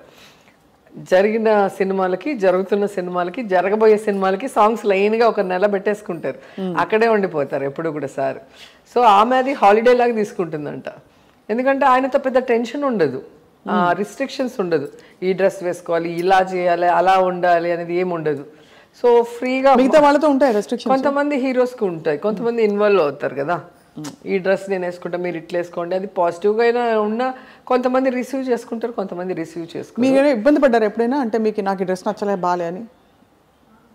ఉంటుంది, అది మన స్టైల్లోనే కొట్టుకొని. సో అట్లా రాధా చాలా ఇంటర్వ్యూల్లో చెప్పింది, కృష్ణ గారితో యాక్ట్ చేయడం ఒక హాలిడే లాగా, ఒక టెన్షన్ లేకుండా జాలీగా ఎంజాయ్ చేస్తూ ఆడుతూ పాడుతూ, మంచి ఫుడ్ విజయనిర్మల గారు అందరికి మంచి ఫుడ్ పెట్టారు, తింటూ అలా చేసుకుంటూ ఉండేవాళ్ళం. అలా నేను కూడా, నాకు ఆయనకి బిఏ రాజు గారని డేట్స్ చూసేవాళ్ళు. ఫస్ట్లో నేను మూవీ చేయలేదు, చాలా రోజులు నాకు కుదరలేదు బిజీలో. ఏంటయ్యా నా ఫ్యాన్ అంటారు, నా సినిమాకి డేట్లు ఈరా అని అడిగేవారంట. మళ్ళీ చెప్తే అప్పుడే తెలుగు వీర ఫస్ట్ చేయటం జరిగింది, తెలుగు వీర లేవరా. సో ఆయన డాన్స్ వేస్తుంటే, ఆయన చేస్తుంటే చూస్తూ ఉండేదాన్ని, చాలా అందంగా ఉండేవారు, మంచి కలరు. అసలు ఆయనను మన శోభన్ బాబు గారు చాలా అందంగా ఉంటారు, వాళ్ళ ఫీచర్స్ కానీ, వాళ్ళ స్కిన్ కలర్ గ్లో కానీ, అండ్ వాళ్ళ మనసు కూడా చాలా సాఫ్ట్గా ఉంటారు, ఎవరిని హర్ట్ చేయరు, హ్యాపీగా ఉంటారు కదా, అది నచ్చింది నాకు. సో ఇది ఇప్పుడు చాలా మంది ఈ తరం అమ్మాయిలకి ఉపయోగపడుతుంది ఈ క్వశ్చన్ కాబట్టి అడుగుతున్నారు. రోజా, చెప్పండి. మామూలుగా మనకి ఈ క్రీములు, తెల్లగా ఏ క్రీములు రాసుకో, తెల్లగానే ఉండాలి, అమ్మాయి తెలుపా అని అడుగుతారు. మీరు ఒక డస్కీ బ్యూటీగా నిలదొక్కుని ఒక స్టేట్మెంట్ చేశారు ప్రపంచానికి, నేను I'm the queen of my time అని చెప్పి. సో అమ్మాయిలకి ఏం చెప్తారని చెప్పండి, రంగు గురించి కాన్షియస్ ఫీల్ అయ్యే వాళ్ళకి? ఎప్పుడు కూడా మా హస్బెండ్ చెప్తారు, టాలెంట్ అనేది గొప్పది అన్నిటికన్నా, హైటు, కలరు, మిగతా అన్నిటికన్నా కూడా టాలెంట్ అనేది. సో ఎంతోమంది టాలెంట్ ఉన్నవాళ్ళు మనం చూసాం, పెద్ద హైట్ లేకుండా, పెద్ద బాడీ షేప్ లేకుండా, పెద్ద కలర్ లేని వాళ్ళు కూడా సక్సెస్ కాగలము అని ప్రూవ్ చేశారు. కాబట్టి నాకు ఉన్నింది అది, ఇండస్ట్రీకి వచ్చినప్పుడు అమ్మో హీరోయిన్స్ అంటే తెల్లగా ఉండాలేమో, మనం హీరోయిన్గా ఉండగలమా. మా ఫ్రెండ్ వాళ్ళ మమ్మీ చెప్పేది, నేను చదువుకునేటప్పుడు, నువ్వు నీ ముక్కు కళ్ళు నవ్వు చాలా బాగుంటాయిరా, నువ్వు ఎందుకు సినిమాల్లో ట్రై చేయకూడదని. ఉండండి ఆంటీ, నా కలర్కి నన్ను ఎవడు తీసుకుంటాడని నేను అప్పుడే ఆంటీని ఏడిపించేదాన్ని. మళ్ళీ నేను హీరోయిన్ అయ్యాక ఒక ఇంటర్వ్యూలో కూడా చెప్పాను, మళ్ళీ ఆ ఇంటర్వ్యూ చూసి ఆంటీ ఫోన్ చేస్తే ఇంటికి వెళ్ళా, నేను అప్పుడే చెప్పాను కదరా, నువ్వు అప్పుడు తీసి పడేసావు, ఇప్పుడు చూడు అనేది. సో అట్లా నాకు నా మీద నాకే అప్పుడు నమ్మకం లేదు, ఫస్ట్లో భయం వేసింది. ఎందుకంటే సినిమాలో శ్రీదేవి గారిని, జయప్రద గారిని, మన భానుప్రియ వీళ్ళందరూ మంచి హైటు, మంచి కలరు, డాన్స్ బాగా చేస్తారు. నాకు అసలు డాన్స్ కూడా వచ్చేది కాదు కదా, ప్లస్ సిగ్గు ఎక్కువ, మాట్లాడలేను. మనకి ఏం సూట్ అవుతుంది, మా అంకుల్ ఏంటో నన్ను హీరోయిన్గా పెట్టాడు, సరే ఒక సినిమా చేసి వెళ్ళిపోదాంలే అనుకున్నా. ఇంకా ఆ సినిమా అయ్యాక ఒక చిన్న చిన్న గొడవలు, నీకేం రాదు, నువ్వు చేయలేవు అని ఒకరిద్దరు అనటంతో, లేదు నేను ప్రూవ్ చేసుకోవాలని అప్పుడు చెన్నైకి మా నాన్నని తీసుకొని వెళ్ళి ఫోటో సెక్షన్ చేసుకొని రిటర్న్ వచ్చేటప్పుడు సెల్వమణి గారు వాళ్ళ పిక్చర్కి హీరోయిన్ వెతుకుతూ ఉంటే, వాళ్ళకి డస్కీ బ్యూటీ కావాలి, దాంట్లో చేపలు పట్టే అతని చెల్లెలు అది చామంతి, చెంబరత్తి. సో కరెక్ట్గా నేను అదే విధంగా మంచి స్మైల్, డార్క్గా ఉన్నానని పట్టుకుపోయాను నన్ను. ఇంకా అప్పటి నుంచి ఇప్పటి వరకు వెనక్కి తిరిగి చూడాలి, అలా కంటిన్యూ తగ్గేదేలే అంతే, తగ్గేదేలే తగ్గేదేలే. Super. What is lovely about you Roja గారు ఈజ్, మీరు ఇంత పొజిషన్లో ఉన్నారు, ఇంత అంటే ఫిల్మ్లోనే మీరు ఇంత స్టార్డమ్ చూశారు, పెద్ద పెద్ద వాళ్ళతో మీరు మూవ్ అయ్యారు, బట్ ఇప్పటికీ ఆ ప్లెయిన్నెస్, ఒకలాంటి అమాయకపు చిన్నపిల్లతనం మనసులో ఎప్పుడు పోలేదు, అక్కడెక్కడికి పోలేదు. ఎంత వామ్గా ఉంటారు మీరు, ఎక్కడ అంటే హెచ్చులు పోవడం కానీ ఏమీ లేదు, అంటే పవర్ చూపించడం అవన్నీ పోతూ ఉంటాయి. వాటి గురించి మనం పొంగిపోవటము, పోయినాయని చెప్పి ఇంట్లో దాక్కోవటం అనేది వేస్ట్. సో మనంగా ఉంటే మనం ఎప్పుడూ కూడా ఏమంటారు సక్సెస్ఫుల్ అయినట్టే లెక్క లైఫ్లో. ఇప్పుడు చాలామంది మీరు చూస్తే ఒక టైంలో సూపర్ స్టార్స్గా ఉంటారు, హీరోయిన్స్ కానీ హీరోస్. ఆ టైంలో వాళ్ళు అని ఇట్లా పైన చూస్తారు, అంటే అట్లా చూసేలాగా చుట్టుపక్కల వాళ్ళు చేస్తారు, వాళ్ళ తప్పు కూడా లేదు, అది మనము డెసిషన్ తీసుకోవాల్సిన విషయం. మన చుట్టూ చేరిన వాళ్ళు భజన చేస్తూనే ఉంటారు, ఏ ఫీల్డ్లో అయినా కూడా. అట్లా ఉన్న వాళ్ళని సడన్గా మార్కెట్ పోగానే వదిలేస్తారు, వాళ్ళు డిప్రెషన్లోకి వెళ్ళిపోతారు. మనుషులు మళ్ళీ ఎక్కడ ఉన్నారో కూడా మనకు తెలియదు, చాలా మంది ఆర్టిస్ట్ పేర్లు చూస్తే. అవునవును. సో అందుకే మా హస్బెండ్ ఎప్పుడూ అంటుంటారు, మనం ఎప్పుడు రియాలిటీకి దగ్గరగా ఉండాలి. డబ్బు వస్తుంది పోతుంది, రియాలిటీకి దగ్గరగా ఉంటే రేపు ఏదైనా నెగటివ్ జరిగి మనము ఒకవేళ డబ్బు పోగొట్టుకొని మళ్ళీ నార్మల్ పొజిషన్కి వచ్చినా మనం సర్వే ఆ కష్టం కూడా చూసారుగా మీరు సినిమా ప్రొడ్యూస్. అదే నాకు అలా మోటివేట్ చేస్తూ ఉన్నారు కాబట్టి ఇంట్లో నాకు ప్లస్ పాయింట్ అది. సో నేను షూటింగ్స్ చేసేటప్పుడు నేను ఒక్క హీరోయిన్నే, బంధువులు వస్తారు, ఫ్రెండ్స్ వస్తారు, ఎప్పుడు సరదాగా అందరికి భోజనాలు పెట్టుకొని కబుర్లు చెప్పుకుంటుంటాం. వేరే ఎవ్వరు కూడా వాళ్ళ బంధువులు కానీ ఇంట్లో వాళ్ళు కూడా రారు, ఎందుకు షూటింగ్స్ దగ్గరికి చాలా పర్టికులర్గా ఉంటారు.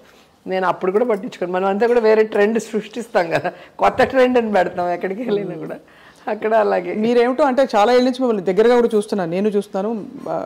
ఎవరో అన్నారు నాగబాబు గారు జబర్దస్త్ వదలడానికి కారణం రోజా గారే అంటే, నేను అయ్యో అస్సలు సంబంధం లేదు. అదే జస్ట్ ఆయన అనేక సందర్భాల్లో చెప్పాడు కదా, ప్రొడ్యూసర్స్ హీరోయిన్, ప్రొడ్యూసర్ కష్టాలు తెలుసుకొని ఇబ్బంది పెట్టని ఒకే హీరోయిన్ అంటారు ఆయన. ముగ్గురు మనగాళ్ళు చేశాను. అవును. సో ఆయన స్టేట్మెంట్ ఇచ్చారు. అలాగే నేను డాన్స్ చేసేటప్పుడు చెప్తారు కదా, మన శేఖర్ మాస్టర్ సాంగ్ చేసినప్పుడు కూడా ఒకసారి చెప్పారు, మీరంతా ఈ ఏజ్లో చేస్తారయ్యా, మా ఏజ్కి కూడా మీకు ఈక్వల్గా చేస్తుంది చూడు, అదే ఆమె గ్రేట్నెస్ అంటారు. సో ప్రతి విషయంలో ఎప్పుడు కూడా పాజిటివ్గానే ఉన్నారు. ఏదైనా పొలిటికల్గా డిఫరెన్స్ అంటే నేను వాళ్ళ తమ్ముడిని అన్నానో నేను కోపడాలి తప్ప వేరే విషయాల్లో కోపపడేదానికి లేదు అసలు. సెట్లో కూడా ఆయనకి ఇచ్చే గౌరవం ఎప్పుడు ఆయనకి అంటే నాకన్నా వయసులో పెద్దవాళ్ళు ఆ గౌరవం ఎప్పుడూ ఉంటుంది. నేనేదో పెద్ద హీరోయిన్ అని చెప్పి కాలు మీద కాలు వేసుకోవటం ఆయన అట్లాంటివి ఎప్పుడు చేయలేదు నేను. ఆయన ఎప్పుడు పాజిటివ్గానే ఉన్నారు మనతో. రోజా గారు అందరికీ వచ్చిన వాళ్ళందరికీ భోజనం పెడతారట, నిజమేనా? ఇష్టం. నేను తిన్న భోజనం అందరూ తింటూ ఉండాలి, అలాగే నేను చూసిన అందరూ చూడాలని నేను ఎక్కడికి వెళ్ళినా వీడియోస్ తీసి పెడుతూ ఉంటాను కదా. సో చాలామంది చూసి వెళ్ళాలనుకున్న వాళ్ళు వెళ్తారు, వెళ్ళలేని వాళ్ళు చూసి తృప్తి పడతారు అని చెప్పి నేను టెంపుల్స్కి వెళ్ళినా, టూరిస్ట్ స్పాట్స్కి వెళ్ళినా అన్నీ కూడా పెడుతూ ఉంటాను. ఏ దేవుడిని నమ్ముతారు మీరు రోజా గారు? ఎక్కువ అందరినీ, వీళ్ళు వాళ్ళని ఏం లేదు, అందరినీ. మా ఇంటి నిండా చూస్తే తెలుస్తుంది అసలు మొత్తం అన్ని దేవుళ్ళు ఉంటాయి. మీ ఇంటి అసలు వాకిట్లో చూస్తే అది చెప్పాను, టూరిజం మినిస్టర్ గారి ఇల్లు లాగే ఉంది, అందంగా కళాత్మకంగా బ్యూటిఫుల్లీ డెకరేటెడ్ అని చెప్పి చాలా ముద్దుగా బాగా ఇష్టం. నగిరిలో వస్తే అసలు గుళ్ళో ఎంటర్ అయినట్టు ఉంటుంది. మీ నగిరి కూడా వస్తున్నాం మీ ఆతిథ్యం స్వీకరించాలి. గుళ్ళో ఎంటర్ అయినట్టు ఉంటుంది. తలుపు తీస్తేనే 7.5 feet వెంకటేశ్వర స్వామి ఉంటారు ఇంట్లో. జబర్దస్త్ లో చేస్తారు హోమ్ టూర్ లో. సో అందరికి వాళ్ళు ఇంటికి వచ్చినట్టే ఫీల్ అవుతారు. అది మీరు అమ్మవారి వేషాలు అవి వేసినప్పుడు మాత్రం భలే అందంగా ఉంటుంది. నేను తమిళ సినిమాలు చేశాను, అదే కన్నడ చేస్తున్నాను అమ్మవారి క్యారెక్టర్స్. కానీ అవి చేసేటప్పుడు అమ్మో చాలా నిష్టగా ఉండాలి. నిజమా? అంటే అందరూ ఎవరైనా కూడా ఎందుకో ఒక బాడీ హీట్ అయిపోతుంది అండ్ అది ఒకలాంటి ఏదో దేవుడు వచ్చినట్టు అనిపిస్తుంది ఆ టైంలో. పసుపు నీళ్ళు తాగిస్తారు, నిమ్మకాయలు పట్టుకోమంటారు, అవన్నీ చేశారు నాకు కూడా. రాజరాజేశ్వరి అమ్మవారిదే మిమ్మల్ని చూశాను నేను అందులో, అప్పుడు అనిపించింది. ఈ మధ్యలో మన ఈవెంట్లో మల్లెమల్ల ఈవెంట్లో చేశాను అమ్మవారి డాన్స్ ఒకటి చాలా రోజుల తర్వాత. Beautiful journey. బాలకృష్ణ గారు ఎప్పుడు అనేవారు, మీ ముక్కు, మీ నవ్వు, మీ కళ్ళు, మీకు ఆ రాణి గెటప్ వేసినా దేవుడి గెటప్ వేసినా భలే సెట్ అవుతారండి, దేవుడు మీకు అలా ఇచ్చేసారు అంటుంటారు సార్.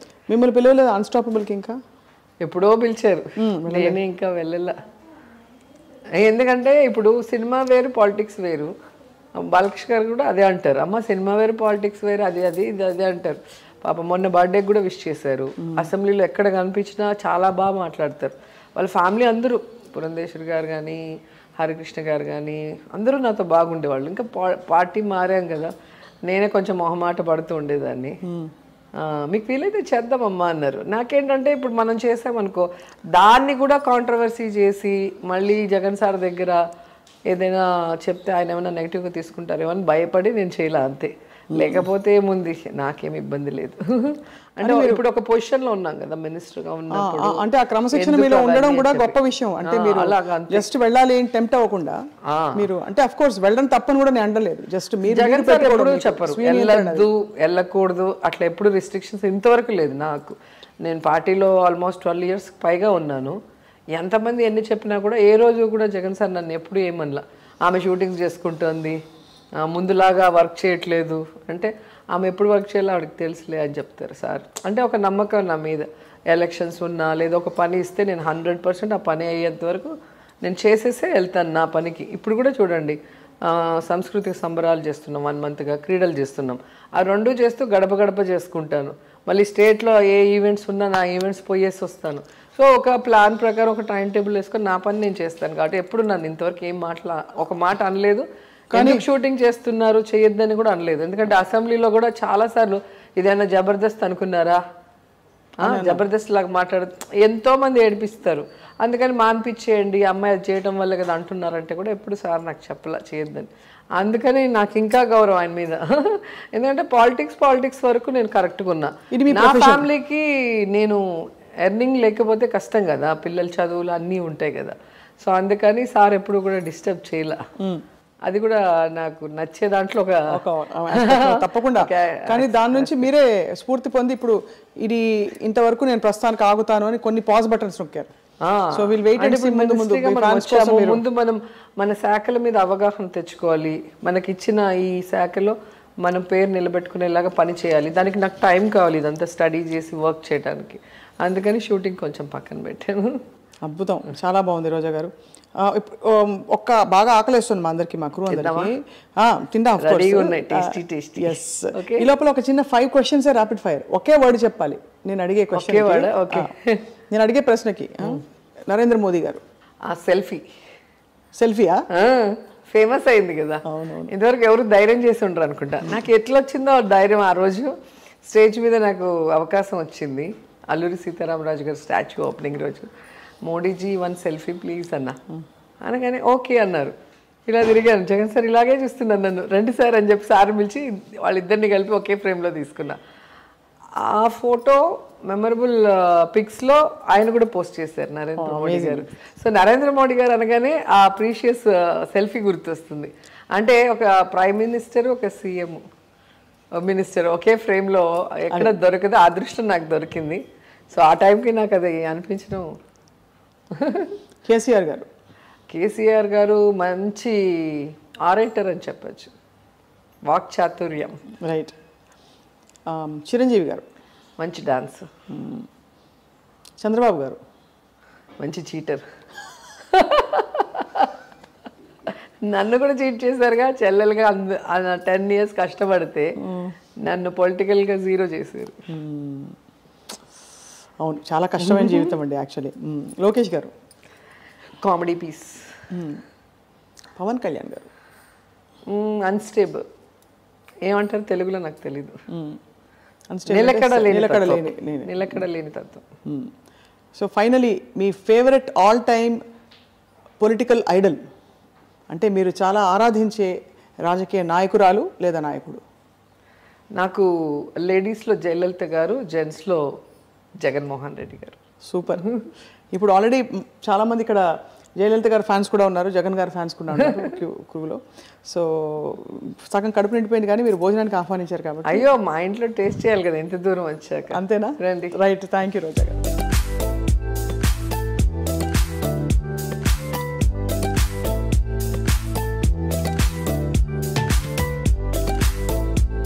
సో రోజా గారు, మీ ఆతిథ్యంతో ఇంకా ఫుల్గా తినేస్తున్నాం. ఇంత మామూలుగా తినే తీరుకుండదు మాకు. బాగా తినాలి, ఎనర్జీగా ఉండాలి. కోవిడ్ తర్వాత నో డైట్స్. అవునా? మానేస్తారా? మంచిగా తింటాం స్టార్ట్ చేసాం, ఎందుకంటే బలం ఉండాలి కదా. అబ్సల్యూట్లీ. రోగనిరోధక శక్తి. ఎన్ని పూట్లు మీరు మామూలుగా ఉంటాయి కదా, 2 పూట్లు తినాలి, 3 పూట్లు తినాలి, ఇలా 5 టైమ్స్ తినాలి? నేను మార్నింగ్ ఓట్స్ తింటాను. ఓకే. రోజు ఓట్సే. చాలా రేర్ బయట వెళ్తేనే ఎక్కడైనా ఇడ్లీ దోశ, ఇంకా వేరే దారి లేదు అంటే. మధ్యాహ్నం మాత్రం సాలిడ్గా, మధ్యాహ్నం సాలిడ్గా తింటాను. And night idli or dosa, అది టిఫిన్. అది అలవాటు ఎప్పటి నుంచి. మీ బాస్ జగన్మోహన్ రెడ్డి గారు మాత్రం చాలా తక్కువ తింటారని విని. అమ్మో, సార్ లాగా తింటే మనం 0 సైజే. ఒక పుల్కా, కొన్ని బాయిల్డ్ వెజిటేబుల్స్, తర్వాత నాన్ వెజ్ వీక్లీ వన్స్ అనుకుంటా. నాకు తెలిసి సార్కి కీమా ఇష్టం అనుకుంటా, అది కూడా కొంచెం.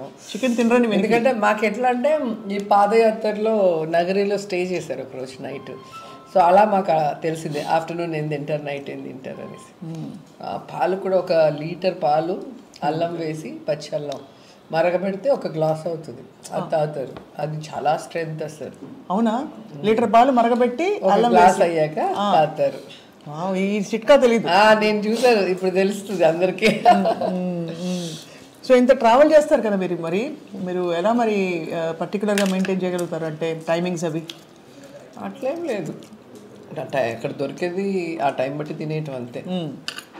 మొదట్లో అపోజిషన్లో ఉన్నప్పుడైతే ఇంకా జగన్ సార్తో వెళ్ళేటప్పుడు 4 అట్లా అయిపోయేది, 3-4 కూడా అయిపోయేది, 5 కూడా అయిపోయేది లంచ్. ఇప్పుడు ఇంకా గవర్నమెంట్లో ఉన్నాం కదా, రిలాక్స్డ్. ఇది ఏదన్నా ఉంటే సరే తినేసి మాట్లాడుకుందాం అన్న ఇదికి వచ్చా. ఆ టైంలో కొంచెం భోజనం చేసుకొని చేద్దామని. వయసు కూడా వస్తుంది కదా, తిమితో రావాలి. మీకు అంటే మీరు ఎప్పుడు ఎవర్ గ్రీనే, ఎప్పటికీ ఇలా చెప్పుకోండి. Fire brand ever green.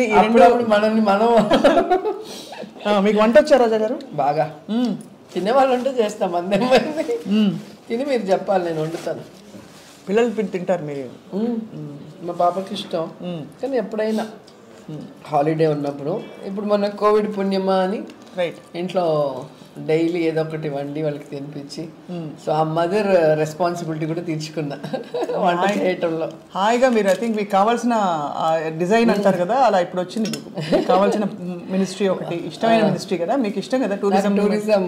Tour కొడుతూనే ఉంటా ఫ్యామిలీతో, ఎప్పుడు చూసినా గుళ్ళో లేదంటే లొకేషన్స్ లేదా ఫారెన్ ట్రిప్స్ రెగ్యులర్గా చేస్తుంటా. అలాగే స్పోర్ట్స్ ఆడుతుంటా, అలాగే బాగా తింటా. ఏమేమి స్పోర్ట్స్ ఆడతారు?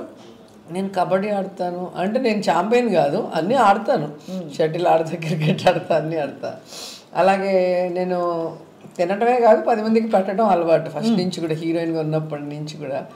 సో ఇప్పుడు మాది ఆతిథ్య ఫీల్డే కదా, టూరిజంలో ఆతిథ్యం కూడా ఒక పోర్షన్. సో అలా మంచి మంచి ఫుడ్తో వచ్చిన పర్యాటకుల్ని మరి అడక్క మానలేకపోతున్నాను. మన ఆంధ్ర వంటకాల కోసం టూరిజంలో ఏంటి ప్రణాళిక ఏమన్నా ఉందా? అంటే పర్టికులర్గా ఇక్కడ ఉండే రీజనల్ స్పెషాలిటీస్ని అందరికీ, ఇప్పుడు హైదరాబాద్ అంటే వెంటనే బిర్యానీ గుర్తొస్తుంది, అలా ఆంధ్ర అనగానే వంటకాల కోసం ఏమన్నా ప్లాన్? మనకి ఉన్నాయి కదా, గుత్తి వంకాయ కూర,